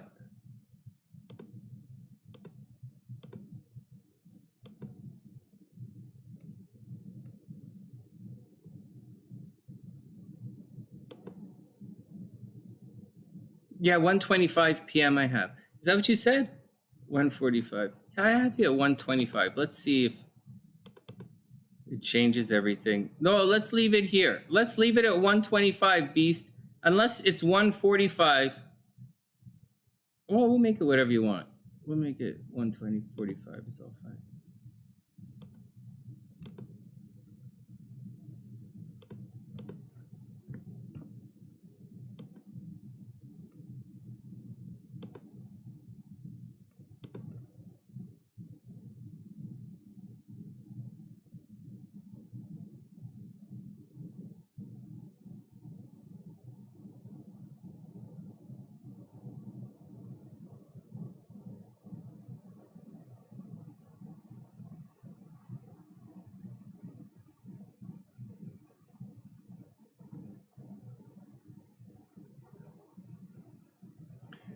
Wow, this is interesting. No, I'm just looking at the chart. It's interesting. You know, like Venus rules the 8th house. You're going to be around a lot of death.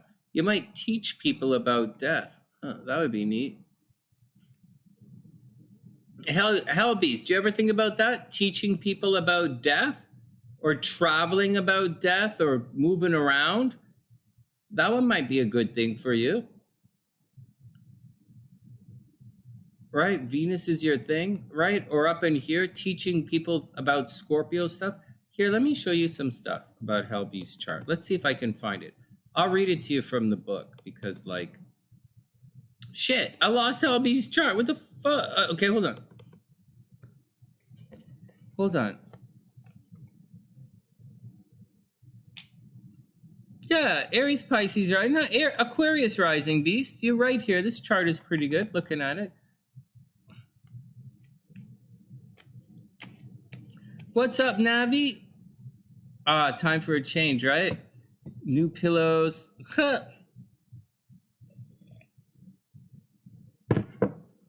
There are timestamps, EleniG. There are timestamps. I think. I think I put a timestamp for Navi, but I didn't put a timestamp for HellBeast. I'll put HellBeast timestamp right now.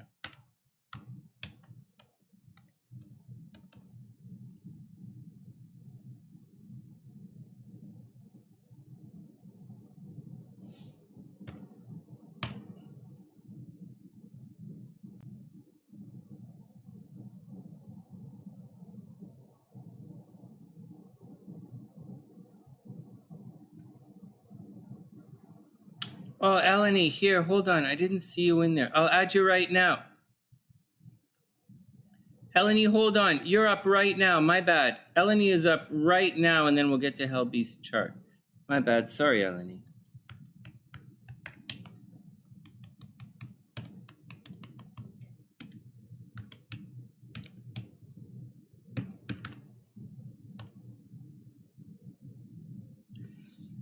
I got you right now.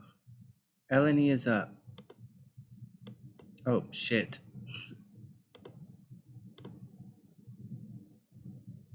Fuck, maybe.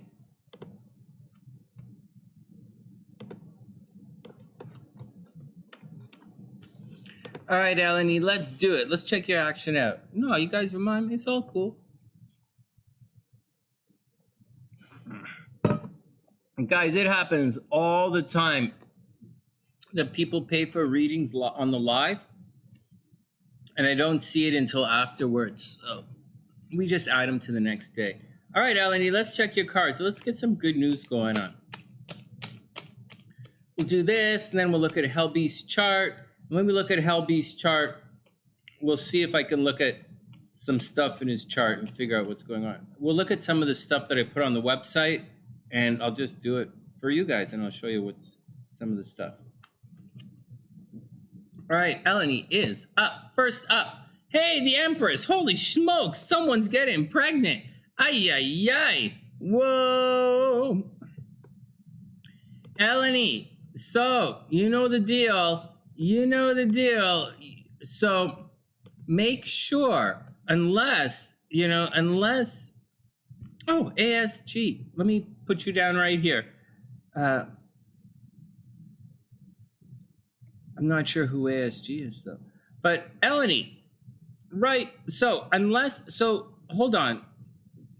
And we'll do a past life reading for ASG in a sec. So EleniG, whatever you do, make sure you don't get anyone pregnant this weekend. Okay? So make sure, okay, just whatever. Okay, whatever. Make sure you don't get anyone pregnant. Okay. Next. So that's the thing.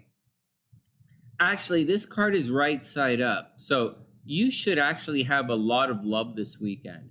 Maybe if you're looking for love, you might actually meet a new guy this weekend. Or you might find very loving arms and very nurturing environment. Whatever you're doing, is a very good time, according to the Tarot, to maybe start something or meet somebody or to just be there with open arms for someone. The Empress says it's going to be loving and solid opportunity for a beginning. And then we have the Alchemist. So the Alchemist is a, oh, you got it, EleniG. The Alchemy is a, the Alchemist is a, oh, go read the, okay, one sec. I will have a look.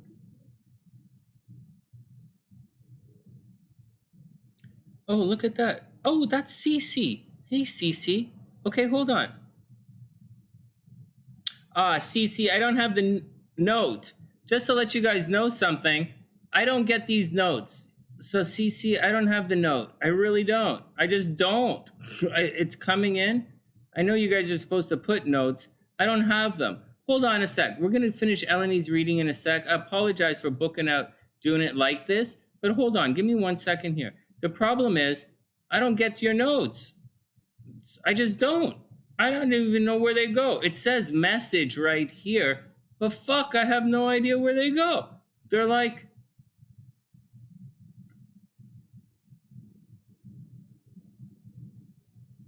I swear, I have no idea where they go. I keep going and I keep looking and they don't show up. I have no idea. Sorry, guys. So I'll need you guys, CecI, I'll need you to type in everybody's birth information. I just don't have it. I just don't have it. All right. I know it's fucked up. I don't get the notes. Holy shit. And you know, want to know something else? I haven't been monitoring to see if my mom's been talking to us. Oh, I suck. I'm such a shitty son. All right, whatever. Let's get back to work. All right. See you right there. Oh, that's great, CecI. Oh, that's amazing. All right, go ahead. Type in everybody's birth information and we'll do it. It's going to be fun. You were saved from... Oh, all right. Give me a second. CecI, give me a second. Let's finish EleniG's reading and then I'll type it in. And then I'll see if you could pull it up. Anthony and CecI. No problem. Yeah, we'll do it. All right, back to EleniG. Okay, here we go. EleniG, here we go. So look at this. The Empress and the Magician. In this deck, it's the Alchemist, but whatever. It's the Magician. And so the Magician means some, and these are right side up. Hey, EleniG, these cards are right side up. This means, let me calm down. We'll get to those readings in a sec. This means someone's going to come along to really jazz your day. It means someone's going to come along to shine a light on you and show you what your strongest potential can be.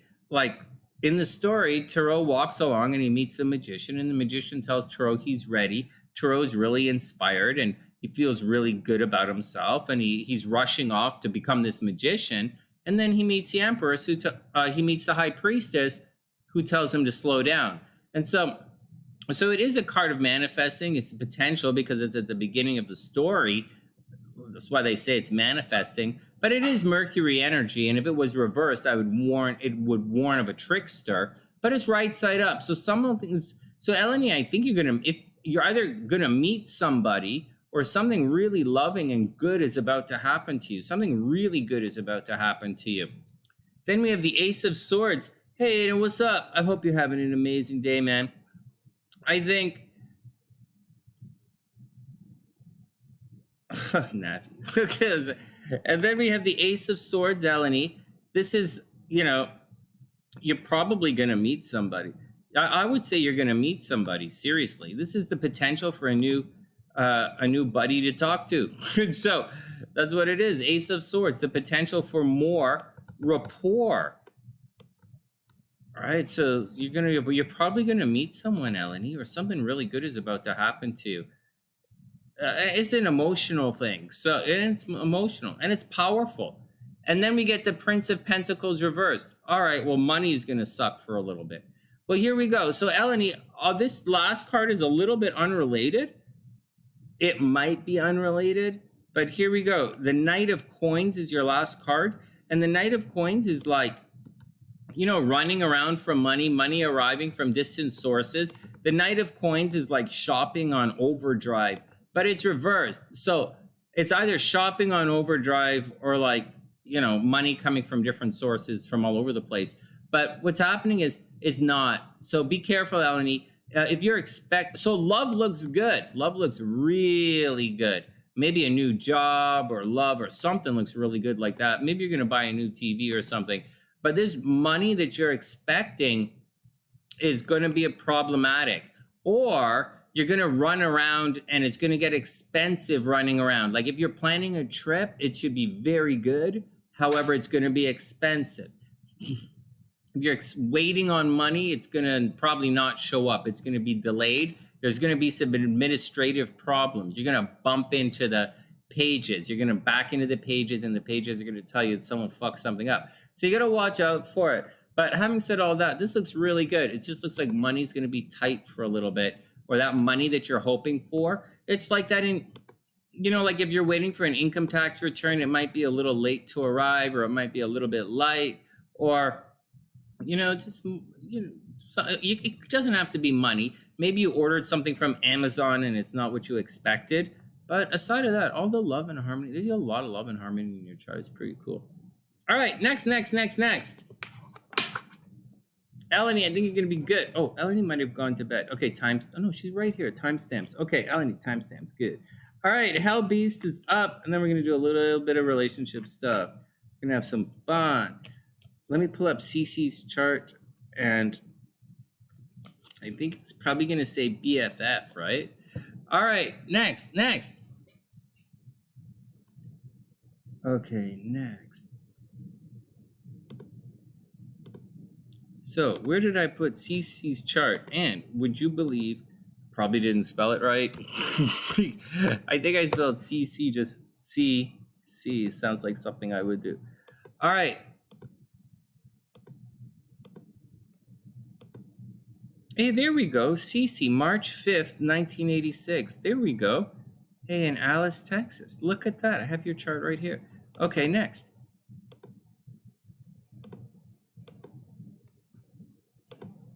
I don't trust my notes. I just don't. Well, I trust my notes. I just don't trust my computer to keep everybody here. But CecI, Anthony would be CecI BFF, right? Yeah, let's go find where I put it. TheSunnySide sports. He's not gonna be in sports. So TheSunnySide class. He's not in the class.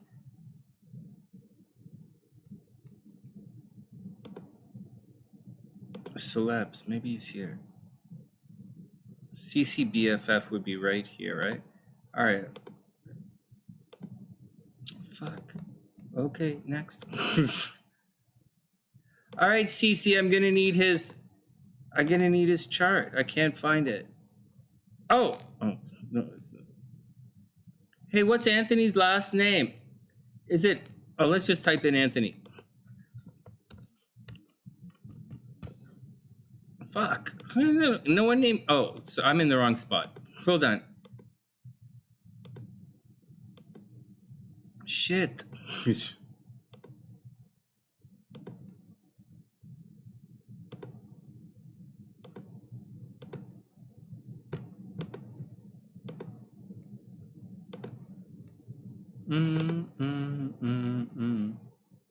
Sports? Nope. There's two more to check. Hold on, there are two more to check. He's in Tucson. Oh my God. I know. Yeah, Anthony's chart. Hold on. I got it. Anthony CecI, September 28th, 76 Tucson. I got it right here. See, I told you guys I would have wrote it down as CC. Like, I would have fucked it up. Hold on a second. Obviously, that was not the best way to do it. Let me just fix his chart. Hold on. Look at this. CC, don't change the spelling of your name. CECI. So this is obviously is how it should be. Let's save it. That's funny. I got it. It's really is fun. Oh, 423? I got it. Okay, let's fix it. At 428. We'll switch it. 423. Oh my God, that's funny. I knew I would have spelt it fucked up. I knew I would have. Like, seriously. You guys knew I would have. All right. Oh, shit. Well, I saved it in the wrong spot again. Okay, so here we go. All right, let's take a quick break. Everybody chill out. I'm going to take a quick break. I'm just going to run to the washroom and come back. We're going to do HellBeast chart. We're going to look at some stuff in HellBeast chart. I want to look at, let's see. I'm going to look at what the book says about HellBeast chart in certain positions. We're not going to look at his 6th house because the ruler of HellBeast's 6th house is Cancer. Right? The ruler of HellBeast's 6th house is Cancer, and we don't always use the moon as, certain, we do and we don't.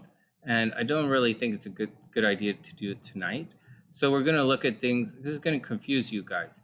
Like, because oftentimes when we use the moon, we kind of start, look at it being strong from Taurus. And you guys are like, what the fuck? And already Cancer has the problem of like, what do you mean the moon's fucking strong in Taurus, Sonny? The moon fucking likes it in Cancer. Okay, whatever.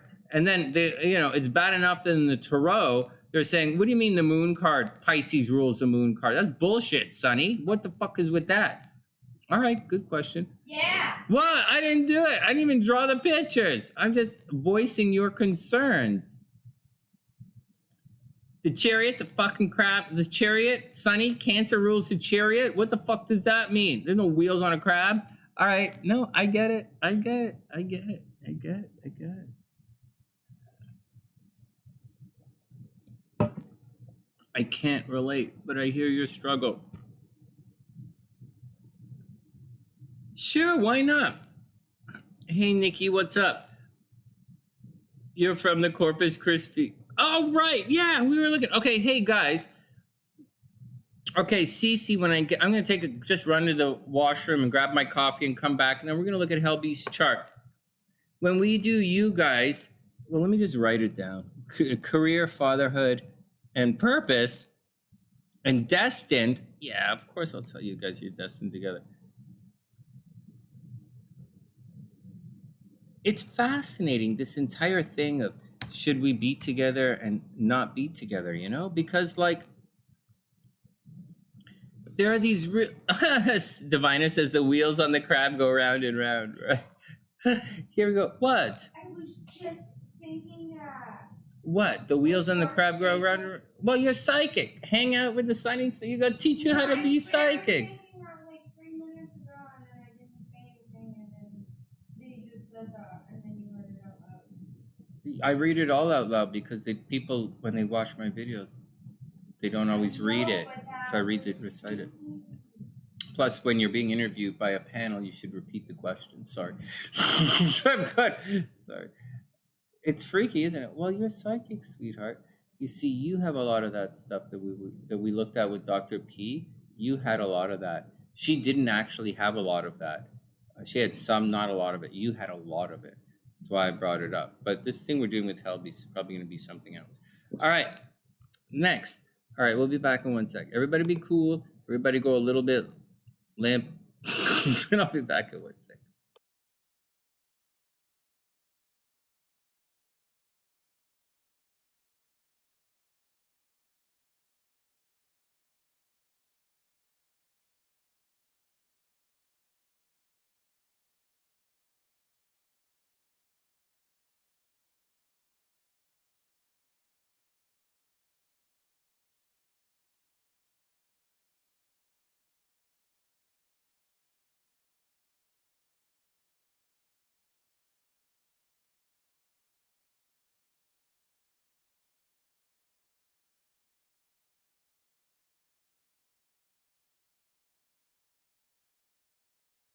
One second, guys. I'm pulling something up. I'm seeing if I have something here for you guys.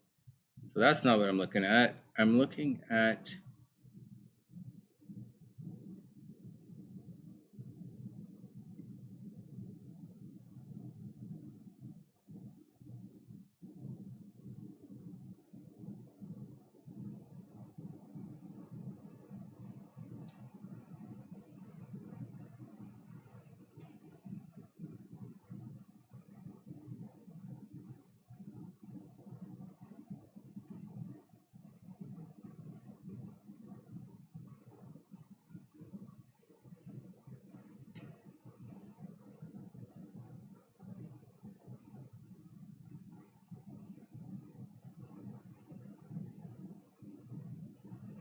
One sec, guys. I'm trying to pull something up. I had it earlier, but I didn't have it right now. Oh, God.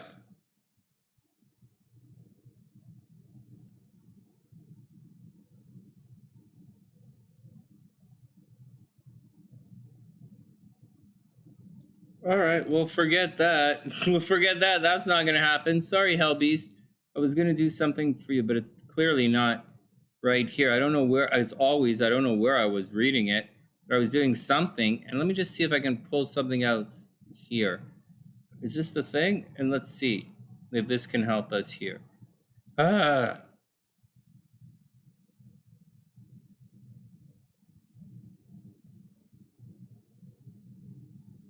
we'll just take it out from here. Maybe we'll look at HellBeast's 8th house for a bit, and then we'll move. I was gonna do something else, but let's just see where it is right here, and we'll look at some of the 8th house stuff in HellBeast thing, and see. We'll see.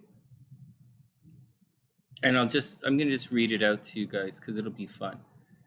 All right, one sec. Holy crap, this thing's freaking heavy. It's massively some of this stuff. All right.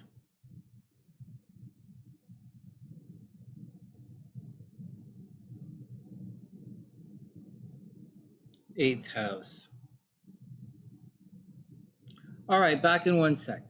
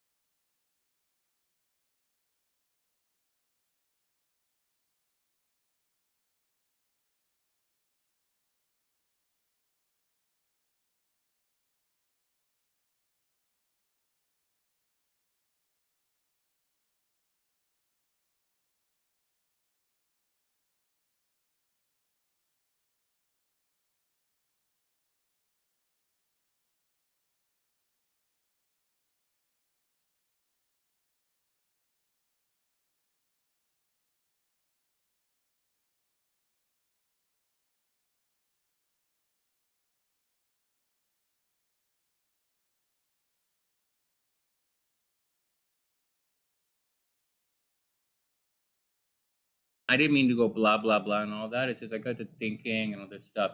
I'll focus more on readings tomorrow. Okay, so here we go. Hey guys, I'm not watching the chat right now. I kind of have this other book right up here right now, but that I'll share with you guys and all this stuff. But I just have a question I want to ask you guys.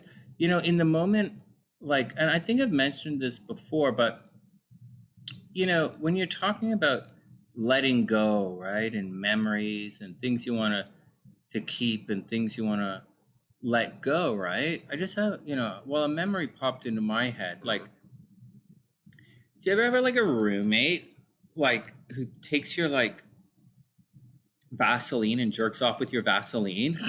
Like, do you ever have a roommate who does that? Like, and you're trying to explain it to him. Like, dude, lube is for, like, no. Like, dude, Vaseline is for your face. I don't know what you guys use Vaseline for. Some people use Vaseline for nicks and cuts.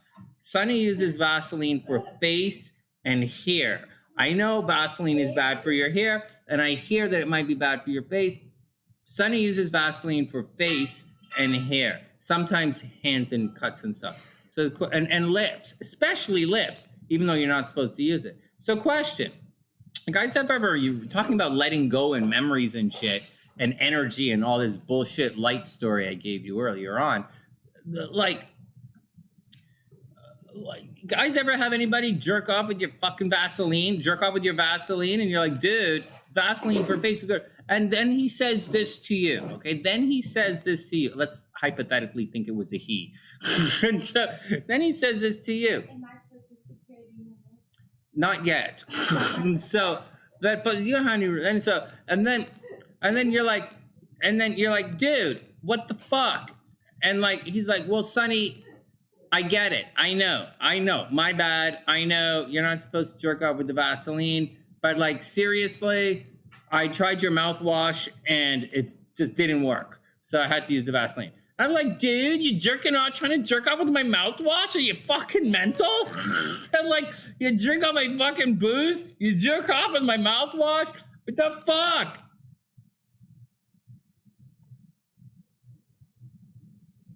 So that's how it works.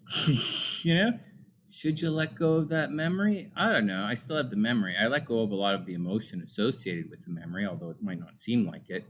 And I've also used that memory to empower me to do other things. Like, I use a lot less mouthwash now. I don't know if that's good or bad, but I do. And so I also use a lot less Vaseline. All right, sweetheart, you were going to say before we get to HellBeast chart, you were going to say sexy?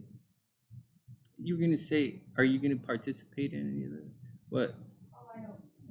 It's so gross and stupid, right? All right, next. Diviner says petroleum jelly is horrible for everything. Oh my God, Tien said no, but she made that joke earlier. Oh my God, Tien, seriously? But you're a woman. What? Your roommate is trying to jerk off with your mouthwash? That's so gross. What? What? Like, you know what's gross? Hey, sweetheart, can you give me a hand drag? I put a coffee stain here. Just something to wipe this. Do you know what's gross? When you leave, just one, a little container, you know, you leave a little thing of Vaseline in the back of your car, you know, like it's sitting there in the back seat, like Vaseline, maybe some M&Ms, whatever, you know, it's there, like your kit. And like you come back and there's like a hair in it. That's fucked up. So, maybe the guy had a hairy hand. All right, let's look at HellBeast chart. Next. All right, Tien. Well, I don't know about your roommates and what they're doing. Would you start leaving extra loot? Next, let's get to HellBeast chart. Let's start with Tien. He's so funny. You're like, this no study is not what you think. I know. I had to buy extras. Whatever. Yeah. You guys think it's funny, but all you guys are women. You don't know what it's like to be a guy. You really don't. You don't know how difficult it is to be a guy sometimes. Holy fuck. I went to the store, Target. This is the only store I know. And I went to Target. It's so difficult to be a guy. It's so difficult to be. I went there to get soap. How hard is soap? How difficult is soap? I bought soap. I brought soap home one day. And the wife is like, that's hand soap, Sonny. And I'm like, so? Aren't the hands attached to your body? What the fuck? What are you soaping? And she's like, no, Sonny, body wash is not the same as hand soap. I'm like, okay, I didn't know. Now that I know, I went back to the store. I got a little bit of CLR. I'm a guy. CLR cleans everything. That's not true. I didn't get CLR for the wife, but I got CLR. This is fucking confusing. So I was in Jewel Osco yesterday. You guys know I was in the suburbs yesterday. I went to do a thing while I was waiting in the suburbs. I'm like, I'm gonna go to Jewel Osco. Oh my God, I stood there for like 10 minutes trying to figure that shit out. And oh my God. And then I got the cream rinse as well. I was like, oh my God, while I'm here. Well, she likes coconuts. I don't know what creamer it is. Her conditioner. Her hair is nice. Maybe I'll get some conditioner. But like, you guys don't know what it. Anyways, well, you guys wait till you guys wait until you guys are guys, and you guys are guys who get married to like really beautiful women, and then you guys are gonna understand what this is. All right, next, HellBeast is up. Okay. Oh my God, that was a true story. They were all true stories. They were all true stories. Not the least of which is when my old roommate, my buddy, was running low on tequila, and he poured all his tequila in my cognac bottle. And so he's mixing $20 tequila with $80 cognac in the bottle. Anyways, it was okay. We got drunk, yeah. So here we go. Are you guys up? Are you guys okay? All right, here we go, here we go.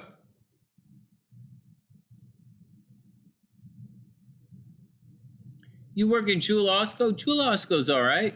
I don't really go to Jewel. Today I went to Jewel Osco because I was in the suburbs, but not usually. All right, here we go, Beast. Do. All right, so let's start to stop. Let's put a timestamp in here.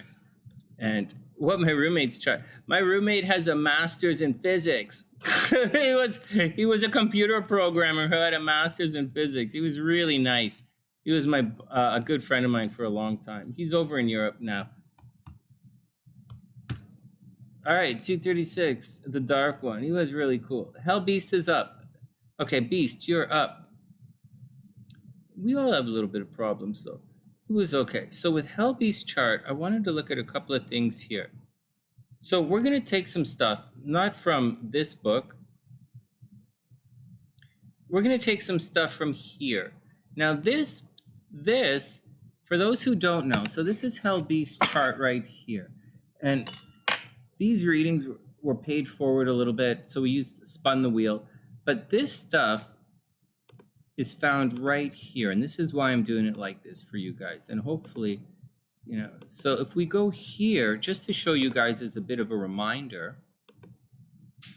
So this is my website, TheSunnySide.net, right? This is the blog, this is the website, this is the stuff, this is, you know, the horoscopes. I didn't do today's horoscopes yet. You know, these are the live readings, blah, blah, blah. If you go through it on the side, you'll see the cheat sheets for astrology are here. You'll see signs in love. I put some of Astrolada's compatibility stuff. I don't know if it's still there or not, because her channel thing, I haven't checked this. Jonathan Kainer's stuff up is here. When he was alive, I really liked it. The Mars signs here and all this kind of shit. So if you want that kind of stuff, or if you're studying astrology, go check out the TheSunnySide. Now here, these are the astrology and tarot books. And the stuff I'm going to show you, or we're going to talk to HellBeast about tonight, is coming from the first book. And when it loads up, I'll show you guys. Okay, here you go. So for Beast, we're looking at this stuff, and it talks about the different planets here. I like the way it's lined up.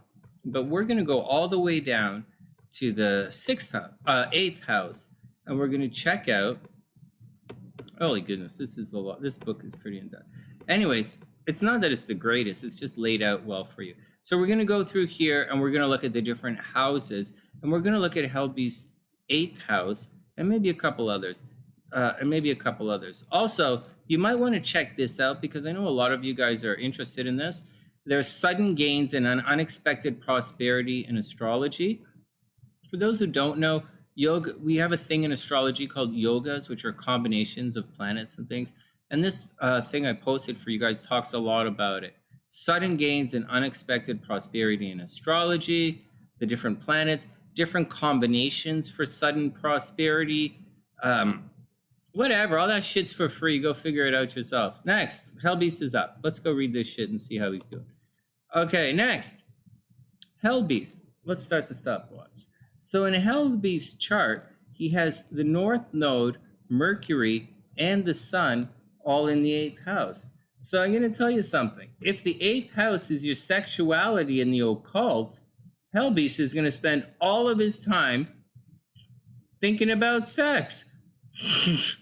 Am I making it up? It's right there. So HellBeast, and it's in Libra. So He wants to get along with others. But HellBeast's 8th house is a little bit stacked. So we've made this joke. SLC and I make this joke all the time. People whose Mercury are in the 8th house think about sex all the time. And it's in Libra. So he's probably... Anyways, I'll continue. So... Anyways, Mercury's conjunct the North Node. Mercury's not always happy when conjunct the North Node. But anyways, that's not what I'm talking about tonight. And HellBeast does have some interesting stuff aspecting his North Node. So he's going to have to watch out. Because Uranus is square his North Node, he's going to have to watch out for unexpected endings in his lifetime. One of the things you guys have to really grasp about the nodes, the nodes really speak of endings in your life. Like, it's what it is, stuff you can't come back from. It's a change. And so when you have planets squaring your nodes, it's going to lead to some really difficult stuff. And when things make a square aspect, so when stuff's at 26 degrees, then people in HellBeast's life are going to get very sick. And I'll tell you something. Right now, we know that Pluto is at 28 degrees. And so Pluto is at 28 degrees right now, and Pluto's doing everything in its power. It's going retrograde back to this Uranus at 26 degrees. I would bet very sincerely that someone in HellBeast's life, back when Pluto was at 26 degrees a couple of months ago, very strong possibility that someone in HellBeast's life got very sick. Something behind the scenes might have tried to control him. Someone in his life got very sick. It would have cost him a lot of money, or his money might have sudden and unexpectedly come under a lot of flux or something. And there might have been a difficulty in deciding, should he buy something for himself or work on something for himself, or should he worry about taking care of other people? And, you know, he's trying to figure it out. But that's not the point of what we're talking about here. So when you have all this stuff in your 8th house, let's look at it a bit. So when your 8th house is ruled by Libra, oh, So if your 8th house, if you're an Aquarius rising, right? I hope that makes more sense. Oh, what the hell? Hold on a second. If you're an Aquarius rising, right? Some of the things you have to watch about the 8th house. It says, you might become very emotional, very nervy, right? You might have, you might be a little OCD, not OCD, that's obsessive compulsive, not necessarily OCD, a little PTSD. So HellBeast, you might be walking around like you're a little PTSD. You know, there's also, it says you have a very mystical approach, right? This Aquarius ascendant dealing with Libra in the 8th house, it creates a very mystical approach to things, a mystical approach towards life and death. It says a person can be very spiritual, and you should easily have legacies, like you're probably going to inherit some money. This is all in the book. You could look it up. Next, looking at Libra up here, okay? Libra up here in the ruling the 8th house, it says you can have gains through partners' money. So you might marry somebody wealthy. It also says you're going to have a harmonious sex life, probably because you're always thinking about sex. It says you're going to be very liberal and balanced in your thinking. And it says you're going to roam around a lot, especially in business affairs. It's interesting stuff. So what else is all of this saying? So we're saying the Lord of the 8th in various houses. All right, so the Lord of the 8th right here is Venus, right? You guys got that? The Lord of the 8th is Venus, and the Lord of 8th is in the 9th house for HellBeast. So the Lord of the 8th in various houses, this means longevity. You know, longevity is good. You might have losses in life. You might have a unhappiness due to your own faults, right? And there are, you know, reasons for your own, you know, like quick to temper, right? Things to watch out for that, like quick to temper. Just be careful.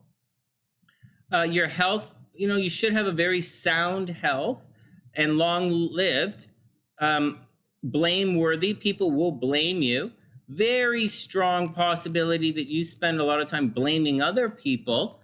right? When the ruler of the eighth is in the ninth house, it says you're going to inherit ancestral property, and you're going to have financial gain from your wife. All right, what else? I think that's pretty neat. All right, lose it, lose it, lose it.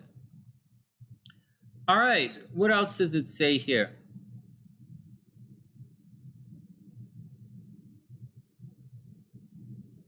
If it's with Saturn, the eighth lord is not with Saturn. It's kind of with conjunct Pluto. Anyways, Pluto, a beast, you're going to become obsessed. Forget about that. Well, let's see what else is here. The lord of the fourth, Mars, no. Mercury, no. Maybe, it depends. It is, no, not really. I think it's pretty neat looking at this stuff. But you actually don't have any of these other yogas in here. It doesn't, you don't really have that kind of thing. And although you'd think it would say, you would think it would say something, it doesn't necessarily. Let's look at some other things that it says. Let's look at the individual planets instead. I prefer actually looking at the planets. The house thing doesn't make a lot of sense. So it does, but looking at it differently. So let's now look at the sun, what it's doing in the eighth house. So the sun is going to shine a light on this stuff. It says people with the sun in the eighth house, these guys tend to have a lean body. That's funny. Maybe not so much in Scorpio. Lean body. It says these people can have a poor eyesight, right? The sun represents your right eye. In the eighth house, you can have poor eyesight. It says mysticism is going to be very big in your life. It says you're going to have an intense sexual and emotional bonds. In this one, with the sun in the eighth, it says your longevity is affected. And in a female's chart, it talks about widowhood. So you'd have to watch out, right? You'd have to watch out for that. The sun is not the worst over there. What else is going? There might be some mental health issues. When Mercury makes when Mercury is making a combination to Rahu, it means you can have very big dreams, very big ideas. And so you have to, watch out a little bit. Let's see. So Mercury in Rahu, it can make the person, this can lead to some mental health problems. It's going to make the person suspicious, afraid of deception. It can mean you're overcautious. You're going to have to watch out for tricksters in this lifetime. You're going to have to watch out for people just taking advantage of you. It doesn't believe that you give in to people too easily. It just means that you have to watch out for tricksters, and you have to watch out for certain types of, mental health situations. Mental health might be a bit of a problem here. Let's see what else. Actually, I have quite a bit on this. I really do have quite a bit on this, but I don't really want to pull it up right now. Let's see what it says down here. I don't think it's going to come in down here. All right, the nodes with the sun. Obviously, the nodes with the sun in the eighth are going to affect longevity. HellBeast, obviously, with the sun in the nodes, you have to watch out for the length of your life. Blah, blah, blah. You might feel and think that you're detached from a lot of people in your life. Your intellectual state, your head, like your brains, you might feel detached from people in your lifetime. Rahu in the eighth indicates someone who could be sickly at times. The length of your life is affected. It says you're going to have the loss of a life of a partner. So maybe one of your partners are going to die on you. Fearless, right? It says you're fearless of consequences. And it indicates a partner might be passing away. All right, what else is going on here? So let's see what else I can find here. Rahu and Mercury, or Rahu and the sun, is a big deal.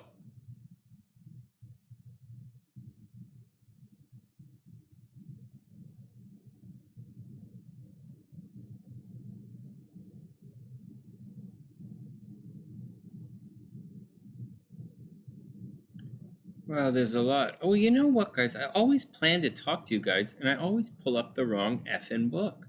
It's fast. It's just brutal. Hold on. Let's put this down and let's pull this up right here. Sorry, Beast. I can't see it. I pulled the. I'm looking at a thing. I just saw you type something, but I can't see it.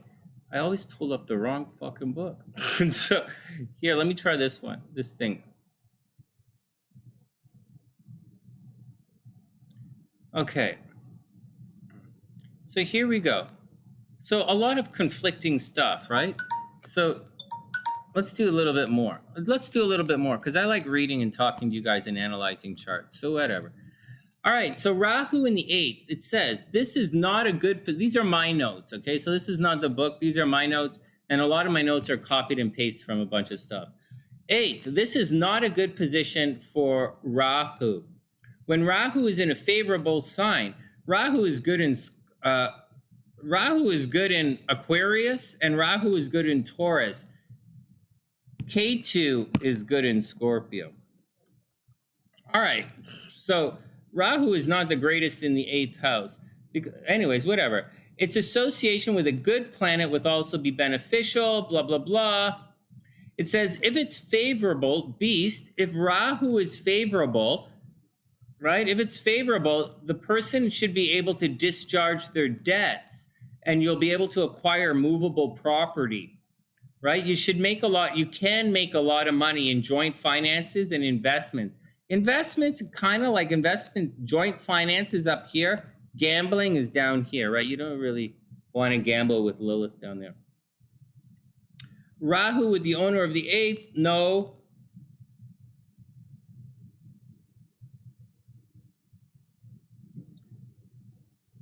Okay, it says you might suffer from smallpox or diseases as a kid.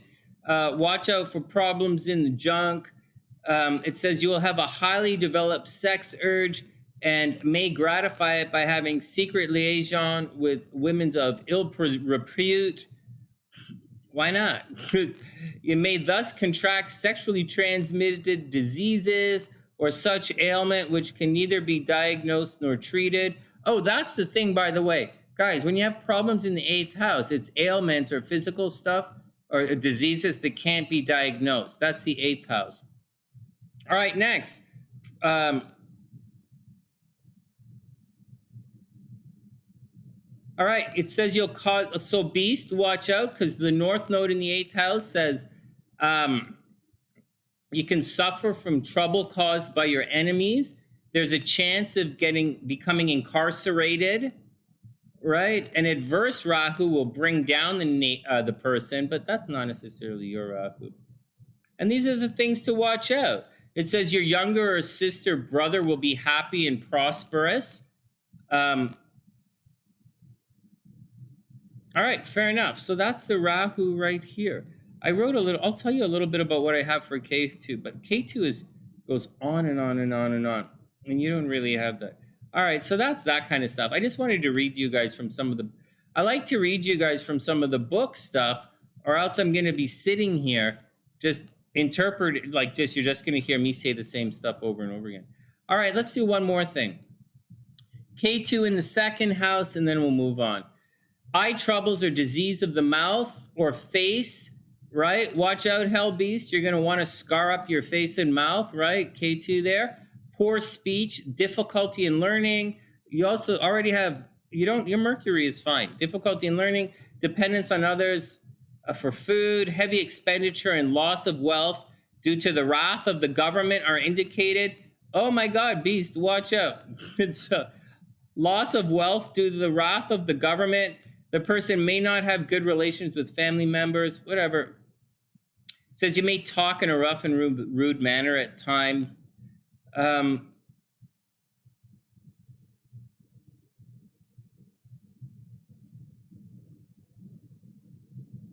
right, and that's it.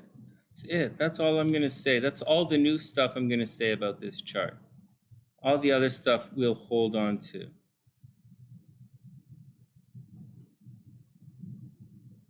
I wrote a bunch of other stuff, but I don't think we're going to...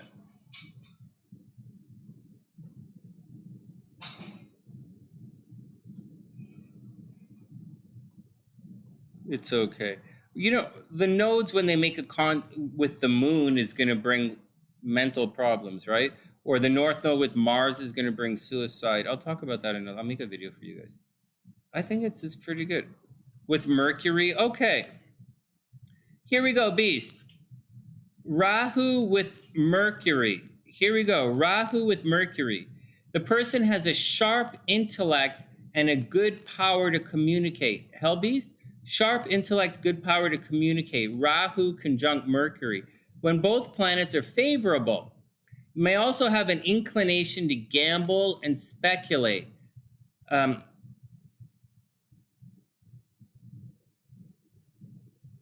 right, and I'll just leave it at that. Okay, Beast in the Rahu and Mercury in the 8th house can cause undiagnosable diseases again. Once again, it can cause insanity or a nervous disorder. All right, so watch out. Insanity or a nervous disorder. All right, whatever, man. Mars, Saturn. What else? 6th house, 11th, 8th. I think I read that to you guys already. And there's a lot of stuff. Well, there are books written on this kind of stuff.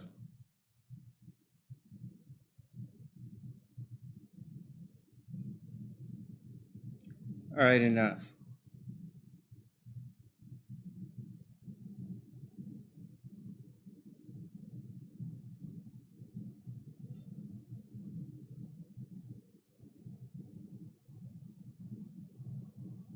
Yeah, you have to assess it. You just can't boot it up.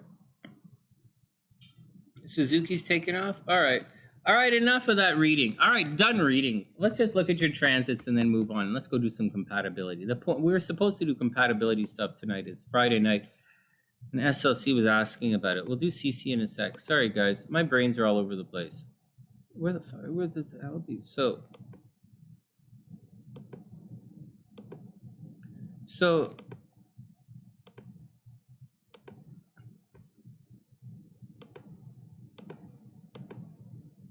all right. Oh my God. So HellBeast, this is an interesting time for you. It's going to be, you should have a very strong presence right now. This is the time for you to really put yourself forward and go ahead and do some things in your life.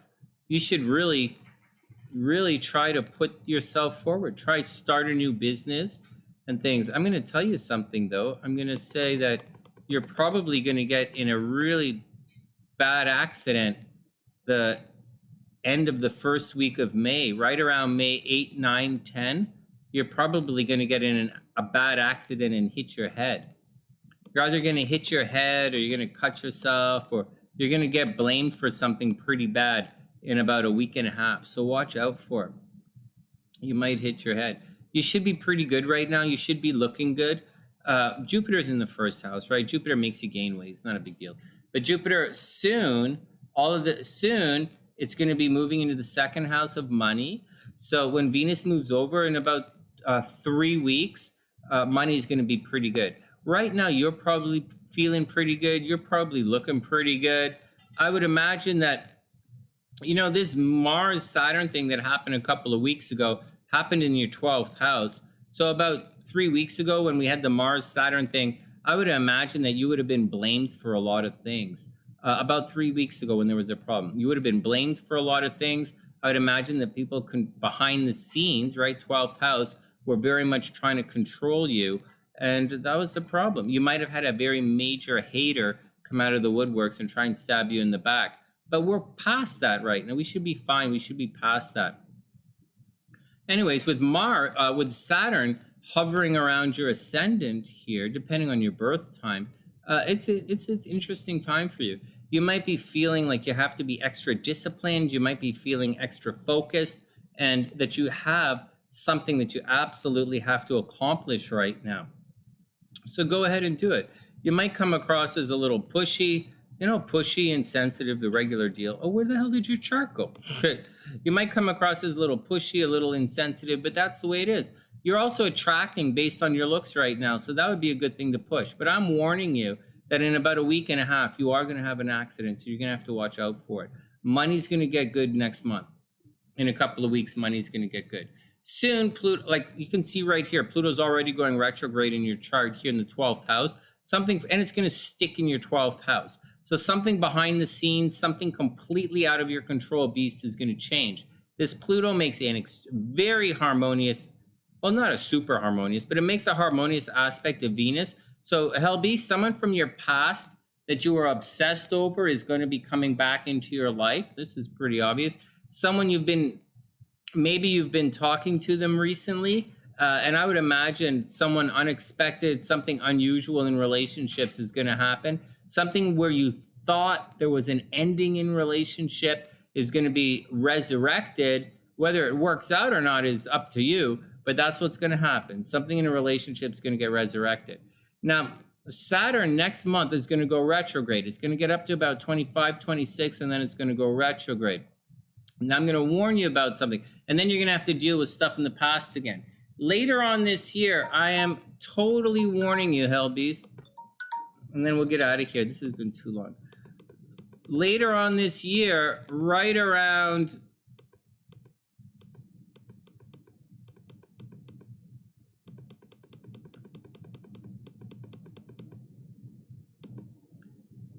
forget it, not this, later on, at the beginning of next year. I always do this, right? I get the year mixed up.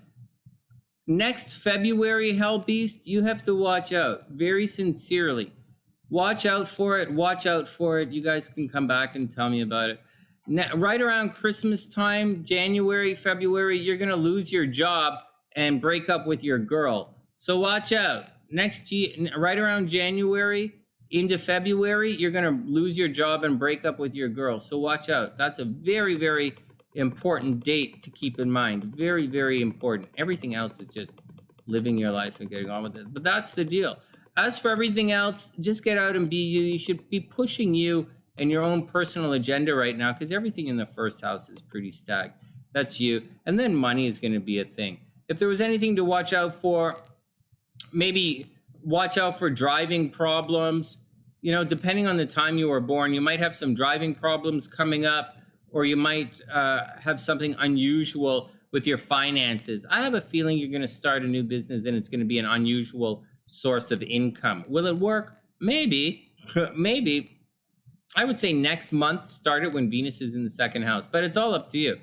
When Venus is transiting, maybe your South Node is a time to do it. Or maybe when Venus is in Pisces. Look, Venus is in Pisces right now at 27 degrees. When Venus is at like 28 degrees, HellBeast, like when Venus is at 28 degrees and it makes it 20 degrees Pisces, money should be very, very good for you. Like right now, money should be very good and love should be really good. You are attracting right now. You're going to be out of the cycle next week. So like, go have a wonderful, wonderful romantic weekend. This is a really good time for you to get out and have some fun. And maybe buy a lottery ticket. All right, next. Let's go do some relationship stuff. I'm interested in seeing what's going on with Anthony. Next. Diviner, that's so cute. All right, next. HellBeast is a Scorpio. What are you guys talking about?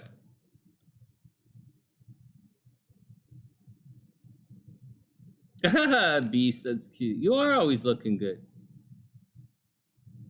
All right, next. Hey, Fire Chick, what's up? I hope you're having a super amazing day. Oh my God, Beast is pulling chicks like a rock star. Beast, get out there and go make some... Beast, don't stay at home. Beast, don't stay at home. Get out there and go find love, man. Get out there and go find love, go find love, go find love. You are like super attracting right now.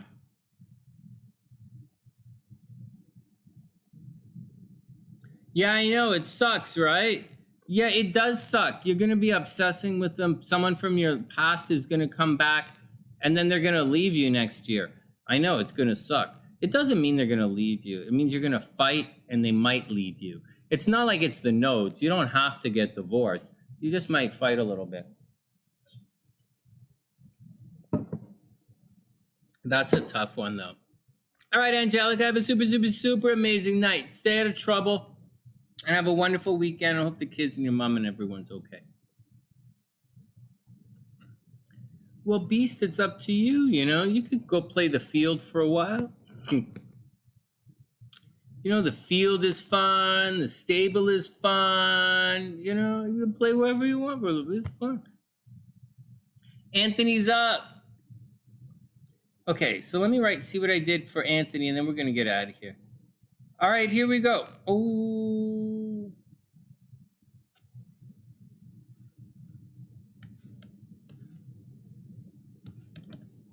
Timestamps, guys. CC Anthony, there are timestamps. All right, let's do it.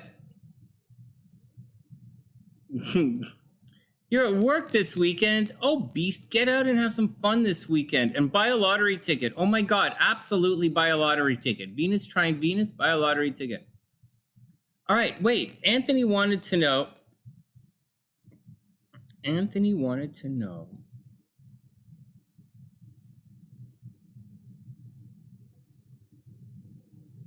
Oh, career, fatherhood, and purpose. Ooh, that's a lot, but let's see what we can do.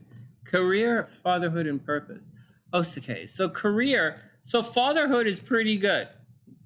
You should have, well, we'll look at your combined charts, but Anthony alone shouldn't really have any problems having kids at all. It's just kids are going to be expensive because when we're talking about kids, this is going to be money out of the chart.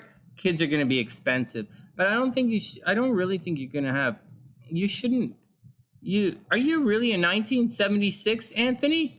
You guys don't have kids yet, and you're born in 1976? What the fuck? It says there shouldn't be too much. This chart here for 4:23 a.m. in Tucson, it says there shouldn't be any problems with the kids. It should be if you wanted to have kids, you should have had kids. Or you might marry someone who has kids, right? Kids from a marriage, right? The vertex. Or with Jupiter retrograde, maybe there was a possibility, Jupiter's retrograde, it messes it up. So maybe there was a possibility to have kids and you ended up not having kids. But that's your own thing. If you're born in 76, you should have kids already. Or kids, you should have them or not have them. Actually, and that's the deal. That's the deal. There's no drama down here. There is drama paying for them. And your kids might have problems. Your kids might have problems. Your kids will probably have problems. They might have problems having kids.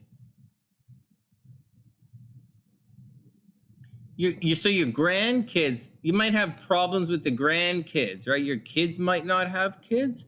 That might be a problem. Seriously. Yeah, you guys have kids, right? Yeah, your chart doesn't say any problem. It says you guys could have kids. And so it's a good question.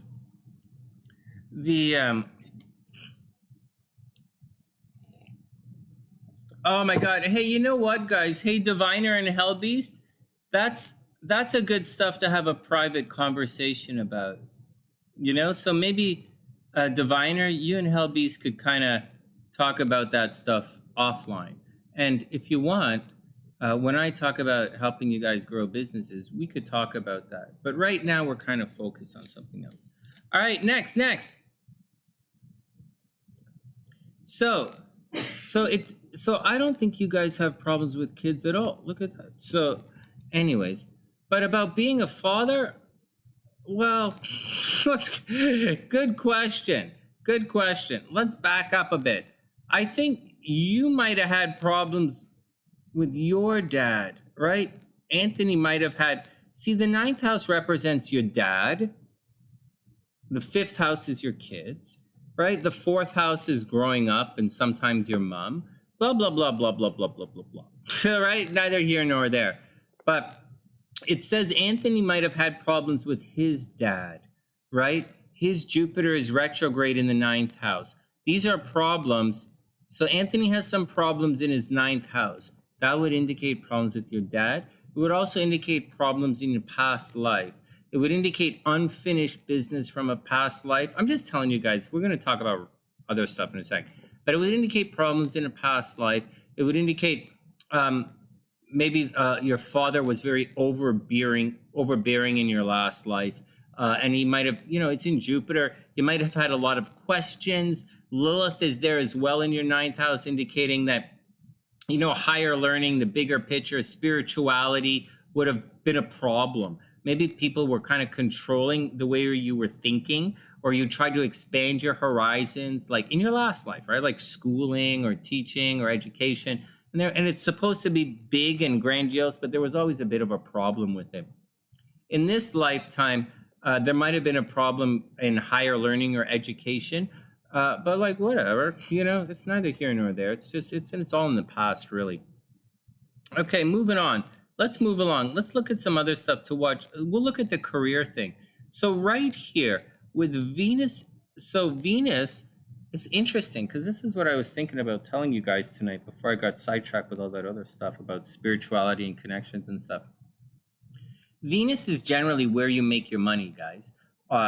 So the second house is Anthony shouldn't have problems with your North Node is Venus conjunct the North Node.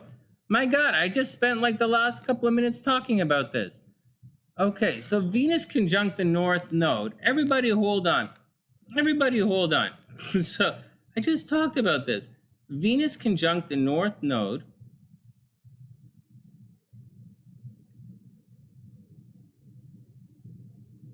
Check this out. Oh, shit. What did I do with it? Fuck, I closed it up. Son of a bitch. Anyways, Venus conjunct the North Node. Money should be pretty good. You're asking about your career. There's good and bad in your career, and I'll tell you about it right now. I just want to point out this Venus conjunct the North Node thing because it can be quite big. Rahu and Venus. Okay, so here's a problem. Okay, so here's a situation. So when Rahu, just to let you, so this is Rahu, the North Node. The North Node actually likes it way down in Taurus, or it likes it in Aquarius. It's not the happiest right here in Scorpio. That's the first thing. Because the North Node, just to let you know why it's not happy in Scorpio, Scorpio is all about investigating and finding out what's behind the scenes and digging in and research and figuring it out. And the North Node is pie in the sky. It's ideas. So you can imagine like the North Node conjunct Venus. So like the North Node is like conspiracy theories, whereas like Scorpio and Venus and Scorpio is like uncovering answers and solutions. So they don't really go along that well. So you have to watch out for it, right? So you have to watch out for it. It might indicate a bit of a health problem. It might indicate eye problems, right? So two things: wind problems, like breathing problems, and eye problems in the second house that you have to watch out for. Now, so that's the deal. Okay, let me lose this book. Let me just read it properly. Sorry, guys. Whenever I start, oh yeah, we'll do the compatibility. Whenever yeah, because hey, just a little thing. Hey, you know what, guys? You can't really. Let me. So you guys had like Anthony asked what kind of dad he would be, but like, and I said, oh, you shouldn't have any problems with kids. There are problems elsewhere in your chart, but you should, however, when I put the charts together, there may be a case where the other person's Saturn might fall in your 5th house. If that's the case, you guys wouldn't necessarily have kids, or you'd have kids later in life, or it's not going to be that romantic. Obviously, you guys don't have this, but I'm just saying that's the things to watch out for in charts. And also in your composite chart. So if that shows up there in the composite chart, the relationship's not going to have kids. You guys have kids, you don't have to worry about that. It's kind of neat. All right, next. So when you're looking at your career, you're looking at your Venus, and the Venus, so let's just say if it's in this, to make it easy for you, If it's in the 7th house, it's going to come from your relationships. The 9th house, it's going to come from overseas. The 11th house, you're probably going to win a lot of awards. Your money's going to come from being popular. Venus in the 12th house, money come from behind the scenes, hidden sources of income. 1st house, you make your money by looking good. And in the 2nd house, people tend to give you money. They tend to give you money, and they give you comfort, and they give you security, and you shouldn't have any problem with it. Generally, I'm only talking about one thing. In Anthony's chart, however, he has some very, very negative things in the 2nd house. And in the 2nd house, first off, he has Pluto, which isn't the greatest thing to have anywhere, but it's somewhere. Pluto means you're damned if you do, damned if you don't. Actually, Pluto makes a really harmonious aspect to Saturn. So normally, Pluto alone in a chart in the 2nd house, it's someone who doesn't get paid what they're supposed to get paid. And not only that, there's a mentality that they're not going to get paid what they're worth anyways, so they always have to go fight to get their money. Meaning, if you get paid by the hour and you work 8 hours, people are only going to want to pay you for like 6. Or if you quote a business, like say it's going to cost X amount of dollars, people aren't going to want to pay, and you're going to be like, well, fuck, I wasn't going to get paid anyways. So the problem with Pluto in the 2nd house is the tendency to devalue yourself. So normally where you might quote like $1,500 on a little project, you might only quote 1,000 and say to yourself, well, those assholes weren't going to pay me anyways. And that's a problem with Pluto in your 2nd house. The next thing we have in the 2nd house is Mars. Mars indicates a lot of heat happening in your 2nd house. Now, Mars tends to mean money in, money out, or a lot of expenses, or spending money to make money. Now, the problem in this chart is Mars is in Libra. Mars does not like it in Libra. Libra is lazy. Libra's for everybody, man. Libra wants to get along with other people. And so with Mars in Libra, along with the Pluto, you might not get paid what you're worth. And you might say, well, whatever. Or with Mars in Libra, you might tip a lot. You know, CecI, maybe Anthony tips a lot. Or maybe he's like pays extra. Or like, you know, money goes out. So you got to watch out for it. So Venus is there, money comes in. Mars is there, money goes out.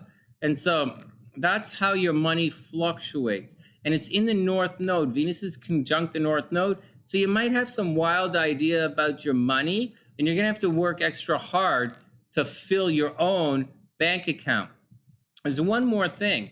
Uranus is here, and Uranus creates individual, like revolutionary ideas for making money. So maybe when you put it all together, there's a possibility that maybe you should be self-employed, or maybe you should be self-employed. Maybe you should work, like maybe you could be a doctor. Like you could easily be a doctor or a surgeon in this chart. But I'm going to tell you something, right? Because it's in Scorpio.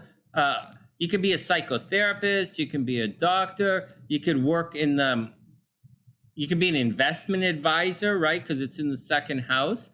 In Scorpio, looking behind the veil, working with the occult, maybe. Probably not. Probably helping people make money. But it's Scorpio. Maybe you work in a hospital. Maybe it's surgery. Maybe it's investigative finance. But over here, we actually have the moon in Sagittarius, and it's conjunct Neptune in the 4th house. So this means you might actually make a very good teacher, or you might be a good teacher. Maybe you work traveling, probably not. But you'd probably make a very good teacher, teaching about finance, teaching about health. It's not Virgo, right? It's about surgery. Those are things you'd be very good at. You know, very Scorpio kind of things. That's the kind of stuff that you'd be pretty good at. You'd be pretty good at teaching, pretty good at making people laugh. I don't think you should run out and be a comedian, even though you're probably good at making people laugh. Jupiter is retrograde. It's a bad idea. I don't think you should be traveling a lot. You know, Jupiter is retrograde. It's going to be a bad idea. And that's what I think. That's what I think about as your career is concerned. I think when someone is looking for the career and what job they should do, I think you combine your moon and your Venus. Are you guys cool with me on this? So let's back it up a little bit. So the Venus is where you're going to make your money. He's going to make it in the second house. His money is coming from second house places. That's comfort and security. That's where it is. It's coming from comfort and security. It's money. It's also, and you're going to make it from you, from your personality. You should do quite well. The other thing is it's in Scorpio. So second house, Scorpio, uncovering things, dealing with secrets, dealing with surgery, dealing with other people's money, taking care of other people, taking care of other people's money in a medical, non-nurse health kind of way. Those are all Scorpio kind of things. Psychotherapy. So you combine all of those themes, right? Those are two themes, Venus in the second house and Venus in Scorpio. And you combine those themes with the moon.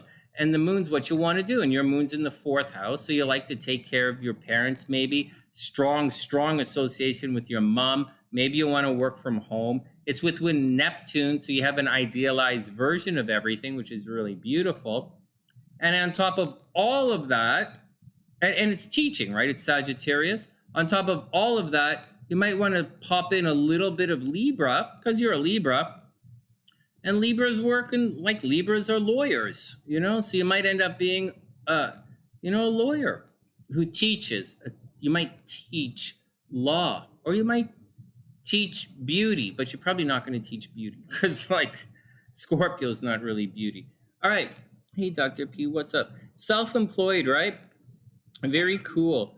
I think, hey, Aiden, sweet dreams, man. I hope you have a wonderful day at school tomorrow. All right. So there you go. So okay, we're going to do the compatibility in a sec. So that's where the money should come from, being self-employed. And I wouldn't worry about it for the rest of your life.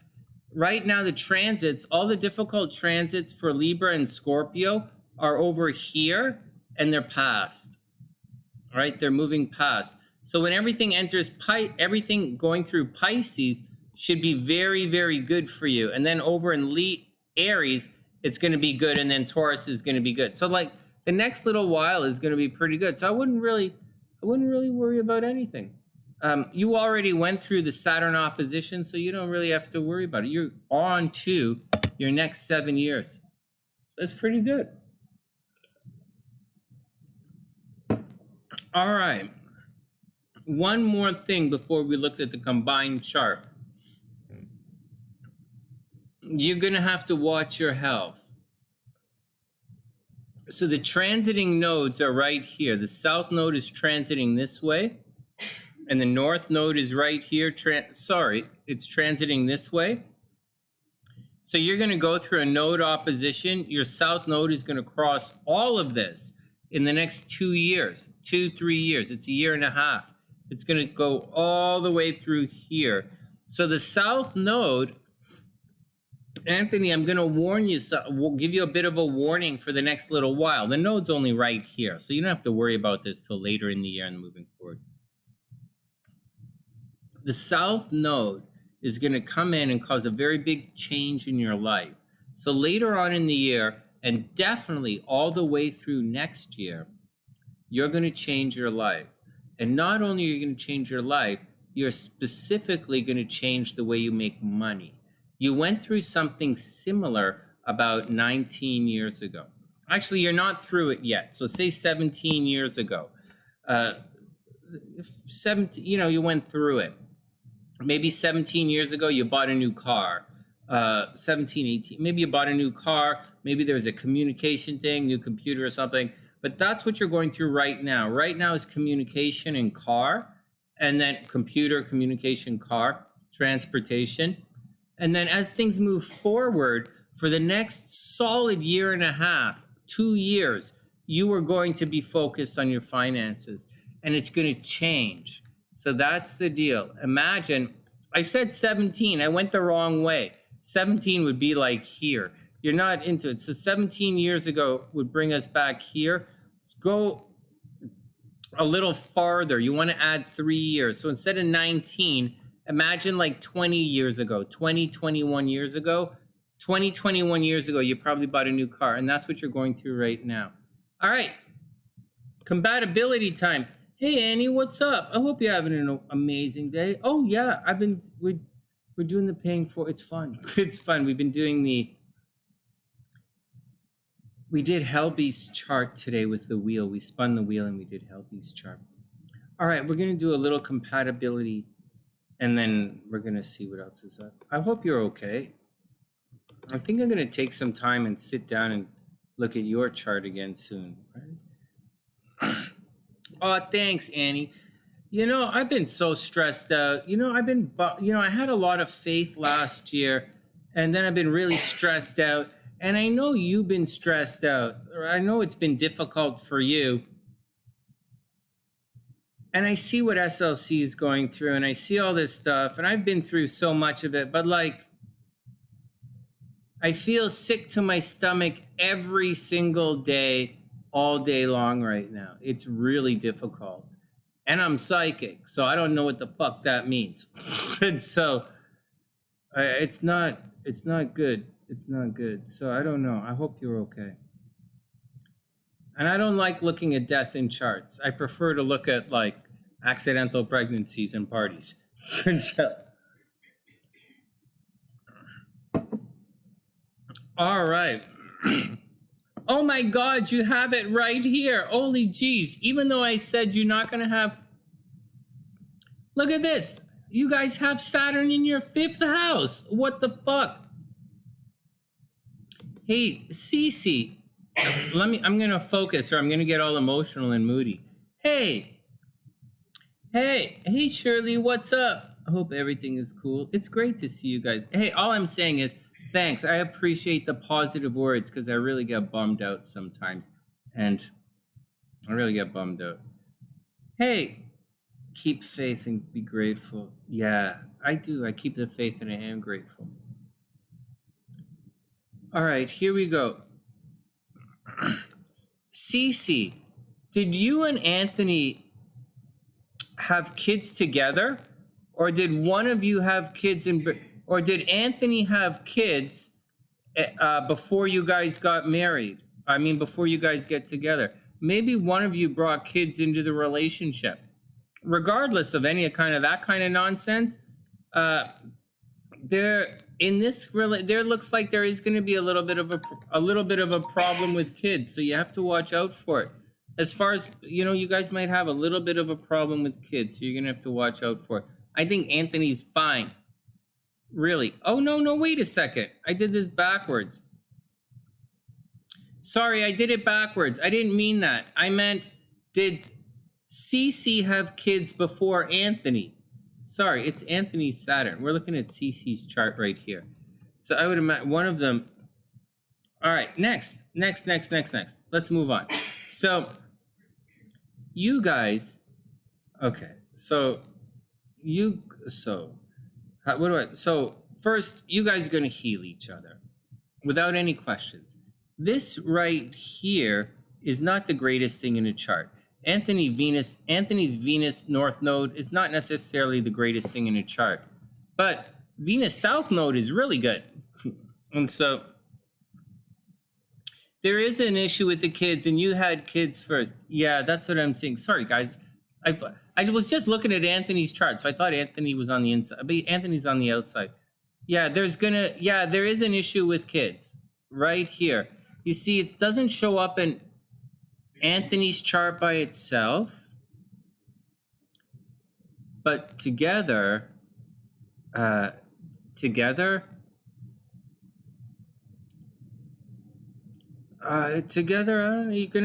it's gonna be a little bit of a bummer. It's gonna be a very sobering kind of situation.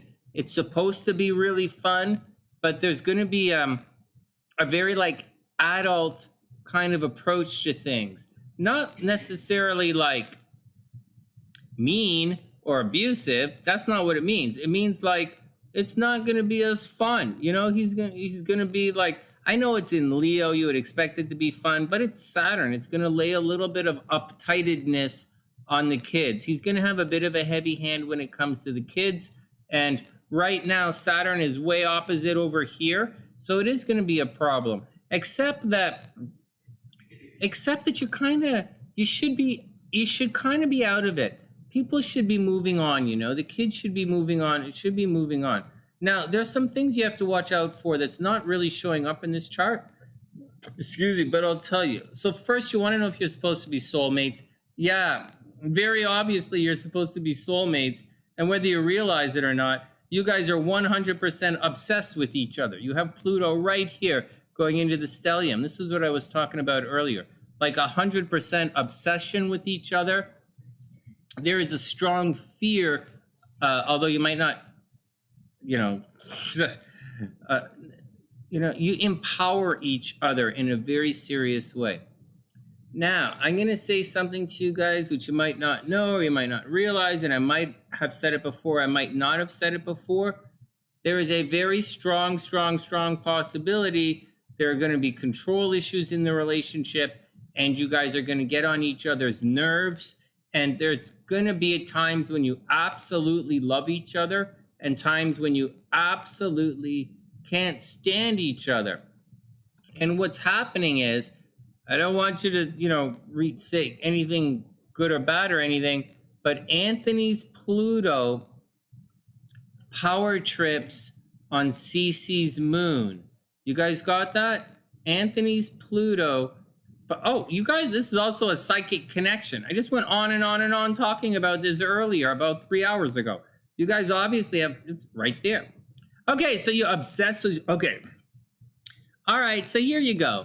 Straight up, you guys have love, hate in your chart. You absolutely love each other and obsess over each other, but there are times when you absolutely hate each other. There's a big giant square right there in the chart.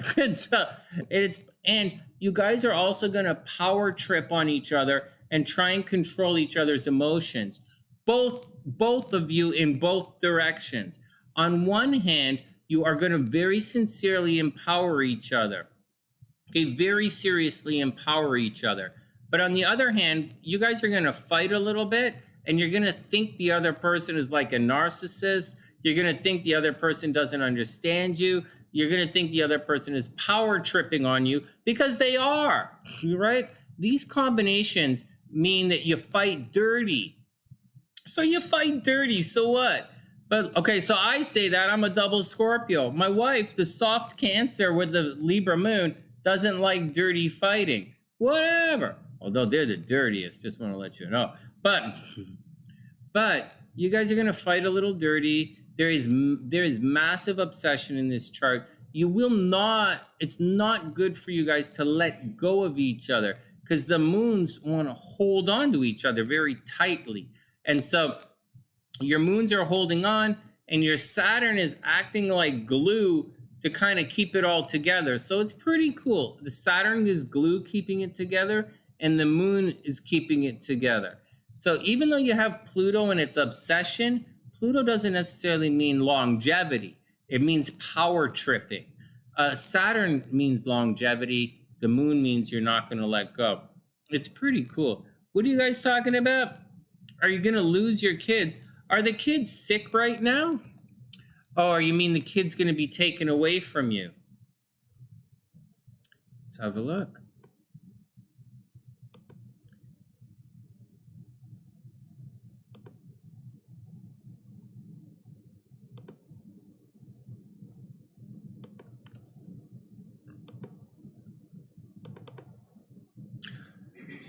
Okay, you guys have problems with the kids. Your chart, guys, your composite chart, the chart of your relationship does have problems with the kids. It really does.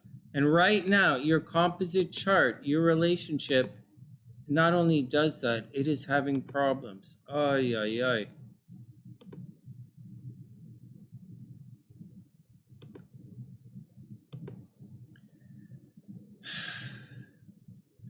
Okay, so this is on the other side, right? The energy is over there. Of your composite chart, the energy is over there. There is a problem with the kids. The kid might be sick, okay? The kid might be sick. Let's see what's going on. So in this chart, let's see what's going on with the relationship and the kids. So in this situation, looking at the combined chart We have Mars in the 5th house is obviously going to cause problems. Pluto's here is obviously going to cause problems.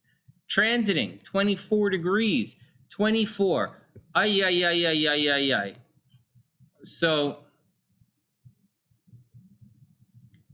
I would say one of the kids are sick. Yes, I would. You guys can see it right here. 24 degrees right there is making the aspect right there to 24 degrees.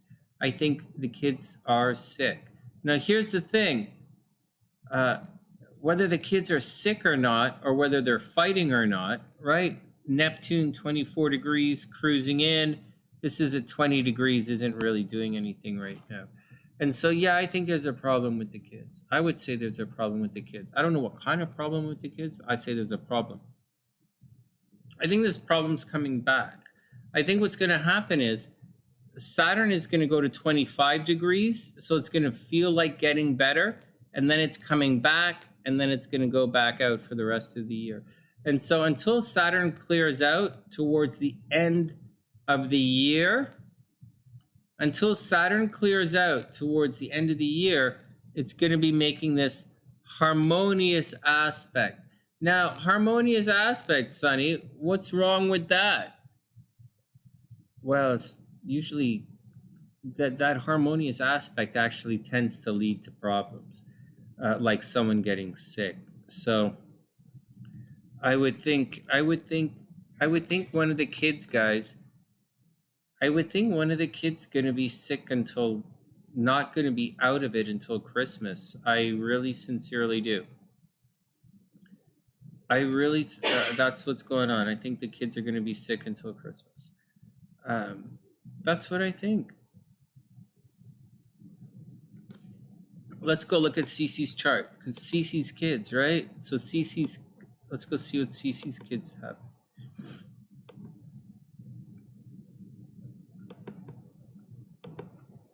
I know it's both of your kids. I don't mean it like that. I mean, these are gonna,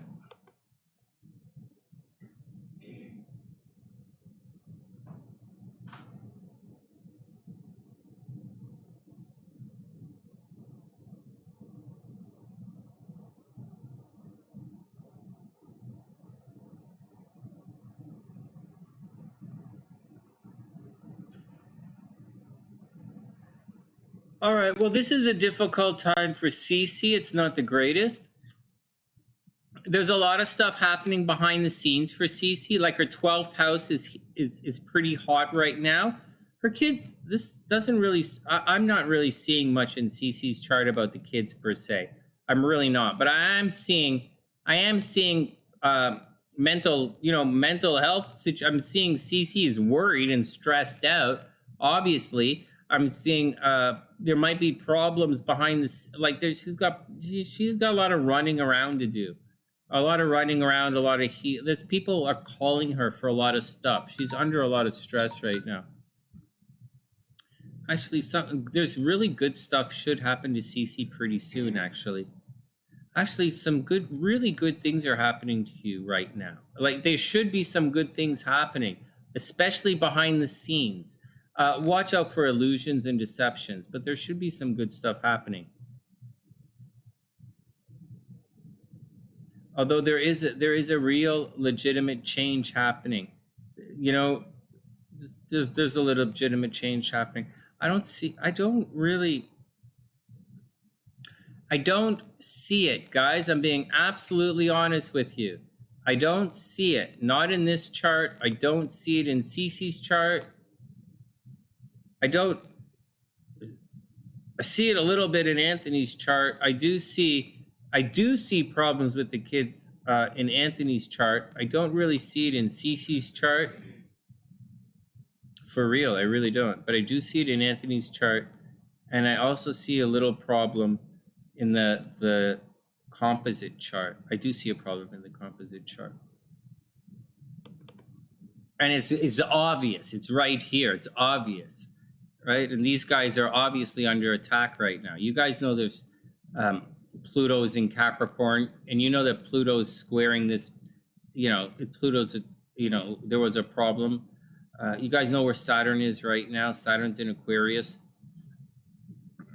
So that's what's going on, guys. Yeah, I'd watch out for the kids.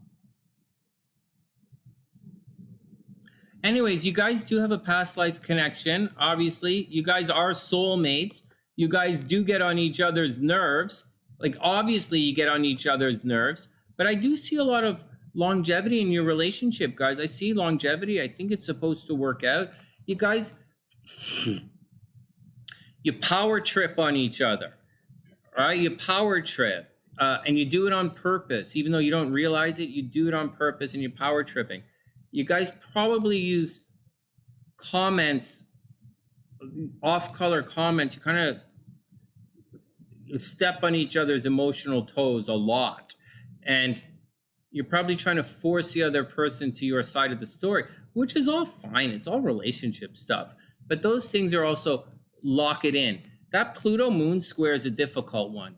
But at the same time, so that's one that's going to cause problems always. But it's obsessive behavior. It's obsessive. It also indicates that you might have a psychic connection. Your nodes are conjunct, like your nodes are there. You have a psychic connection. You obviously have a past life connection. And you guys are stronger together.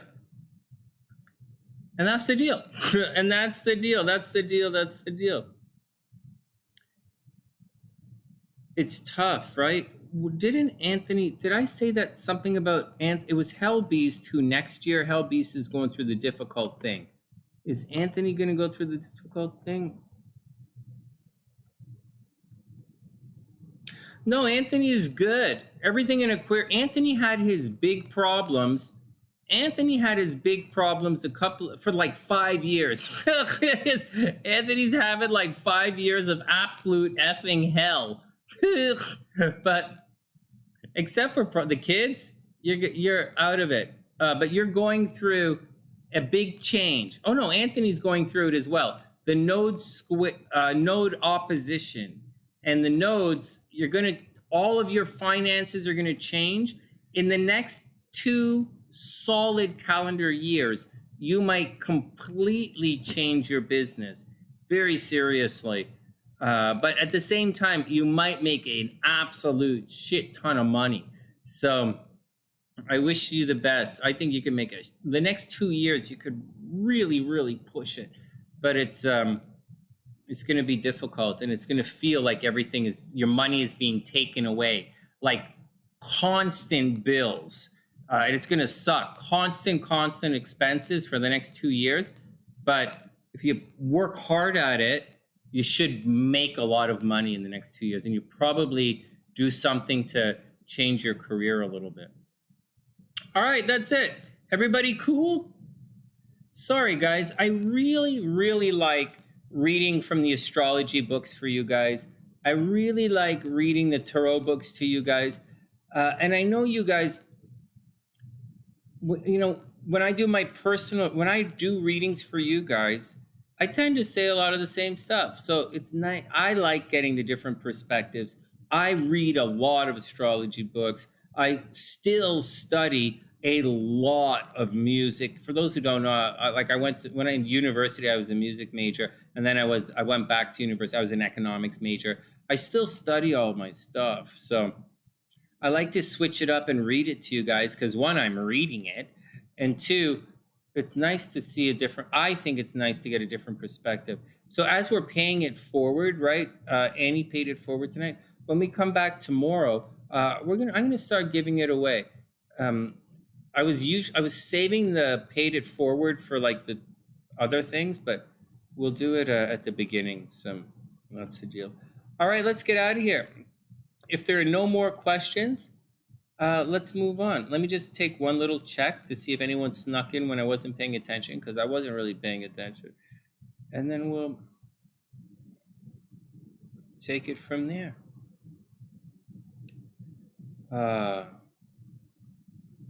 I feel so sick to my stomach. Something so bad is going to happen that I can't even begin to comprehend it. Fuck. Yeah.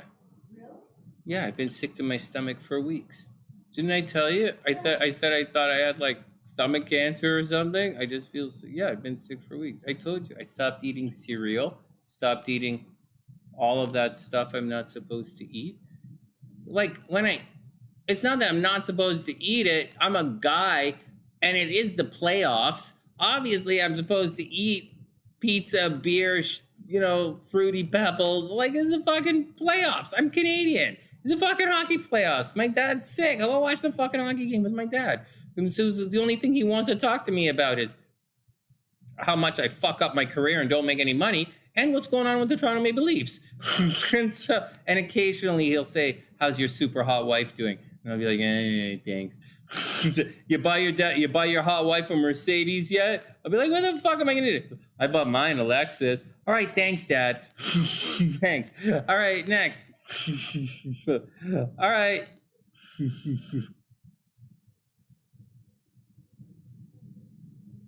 Shirley's been feeling like she's pregnant. Oh my God.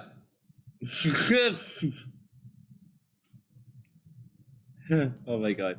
We'll be back tomorrow. All the girls are out on dates. Guys, it's 2:00 in the morning here in Chicago, and we haven't heard from our younger Sunnysiders. They're probably out having fun. It's a nice night. It's so fun. So you guys could come back all drunk. All right, next. All right, guys, we're going to get out of here. And with that, from the side, I hope everyone has an amazing night. Everybody be cool. And everybody take it easy. Everybody be cool. One more step at a time. We're going to be in a different world on Monday. And that's the deal. So just be cool with it. Do your best. One foot in front of the other. And it may have sounded like we walked through the door a couple of weeks ago, but we didn't. We're about to walk through the door this weekend, and that's what's going to happen. So everything else was preparation to walk through this door. So good luck. Wishing everyone the best. I really hope to see you tomorrow. And that's the deal. From TheSunnySide.net, I'm Sunny, wishing everyone the best. Annie, you're sick of being sick, right? Oh, what's his purpose? Oh, there's a good question. Hold on, let's see what Anthony's purpose in life. Usually your purpose tends to be a node thing, right? So actually, Anthony's purpose is pretty easy. Anthony's purpose is to provide comfort and security for people. He really is. Hey, can you guys see this? It's right here. Anthony's purpose is supposed to provide comfort for people. Not like nurturing, like, again, not nurse. He's not like a nurse. Not like, he's not a Cancer, he's a Scorpio. Not a nurse. He's supposed to provide for people, like money. He's supposed to provide money, physical comfort, blankets. He's supposed to provide physical stuff for people. And he's supposed to help people uncover their own secrets. He's supposed to be like a counselor, or he's supposed to be like a psychotherapist or a counselor, or help people analyze their problems. It's what he's supposed to be doing. And in the process, he's not just supposed to peel back the onion. He's supposed to also help people with comfort and security. So that's what he's supposed to be doing, helping to make people physically comfortable, not in a nurse, not in I'll bring you a glass of water kind of way, not in I'll hold your head kind of way, more like I'll help you analyze your shit. I'll break it down. This is what you should be doing. And here's some money. Let me help you. That's what he's supposed to be doing. He's supposed to be paying the bills and helping people. He's supposed to be a dad, man. He's supposed to pay the bills and help the kids when they're down. Like, give them good advice. His Mercury isn't in the 8th house. He's not going to be giving sex advice to everybody. He's not helping. It's in the 1st house. He's going to tell us how to be a rock star. Seriously. But like, that's his own thing, right? That Mercury thing. Forget about what he tells people to do. But that's what's supposed to happen. He's supposed to help people peel back that onion. Great, great, great question. Did you guys catch that? Stalwart help. Oh, good. Yeah. The door fell on you? What do you mean the door? From like above? What the were you moving? Like, are you okay? Like a car door? Did you hit your head? You're a Scorpio. Annie, it's gonna get worse. I just went through it. I'm just going through it right now. You have the whole year to you have the years coming at you. You gotta be cool. You gotta be cool. Gotta be cool. All right. All right, let's get out of here. All right, we got to get out of here. Well, there we go, CecI. Well, no, that's his life purpose. Anthony, that's your life purpose, man. That's it. Like, but the plus side is you should be making money like that. You should also be making money like that. Not everybody has that in their chart, but you have that in your chart. Yeah. Hey, one more thing before I get out of here. Anthony, I think you should begin, if you don't do it, I think you should overcharge people. I don't like, you know how I like massively undercharge, like 1111 for tarot reading, like how I massively undercharge. You should, Anthony, I think you undercharge people, and I think you should start to overcharge people. CecI, tell your guy to start overcharging people. Okay. All right, let me get out of here. All right, guys. Well, you guys know I'm getting tired. All right. All right, that's the deal. Let's get out of here. All right, guys, have a super, super amazing day. Stay out of trouble. Good luck. Good luck with the new moon, eclipse, Pluto retrograde, Jupiter trine the south node. It's all okay, guys. Yeah, I wouldn't say that if like Saturn was there, I'd say work hard, but with Pluto there, you kind of should charge a little more. All right, guys, wishing everyone the best. You just gave up. We'll sort it out. All right, guys, with that, from Annie, be careful. This weekend, be careful. Scorpios, be careful. This weekend, be careful. With that, from TheSunnySide.net, I'm Sunny, wishing everyone the best of a beautiful night. And I'll see you guys.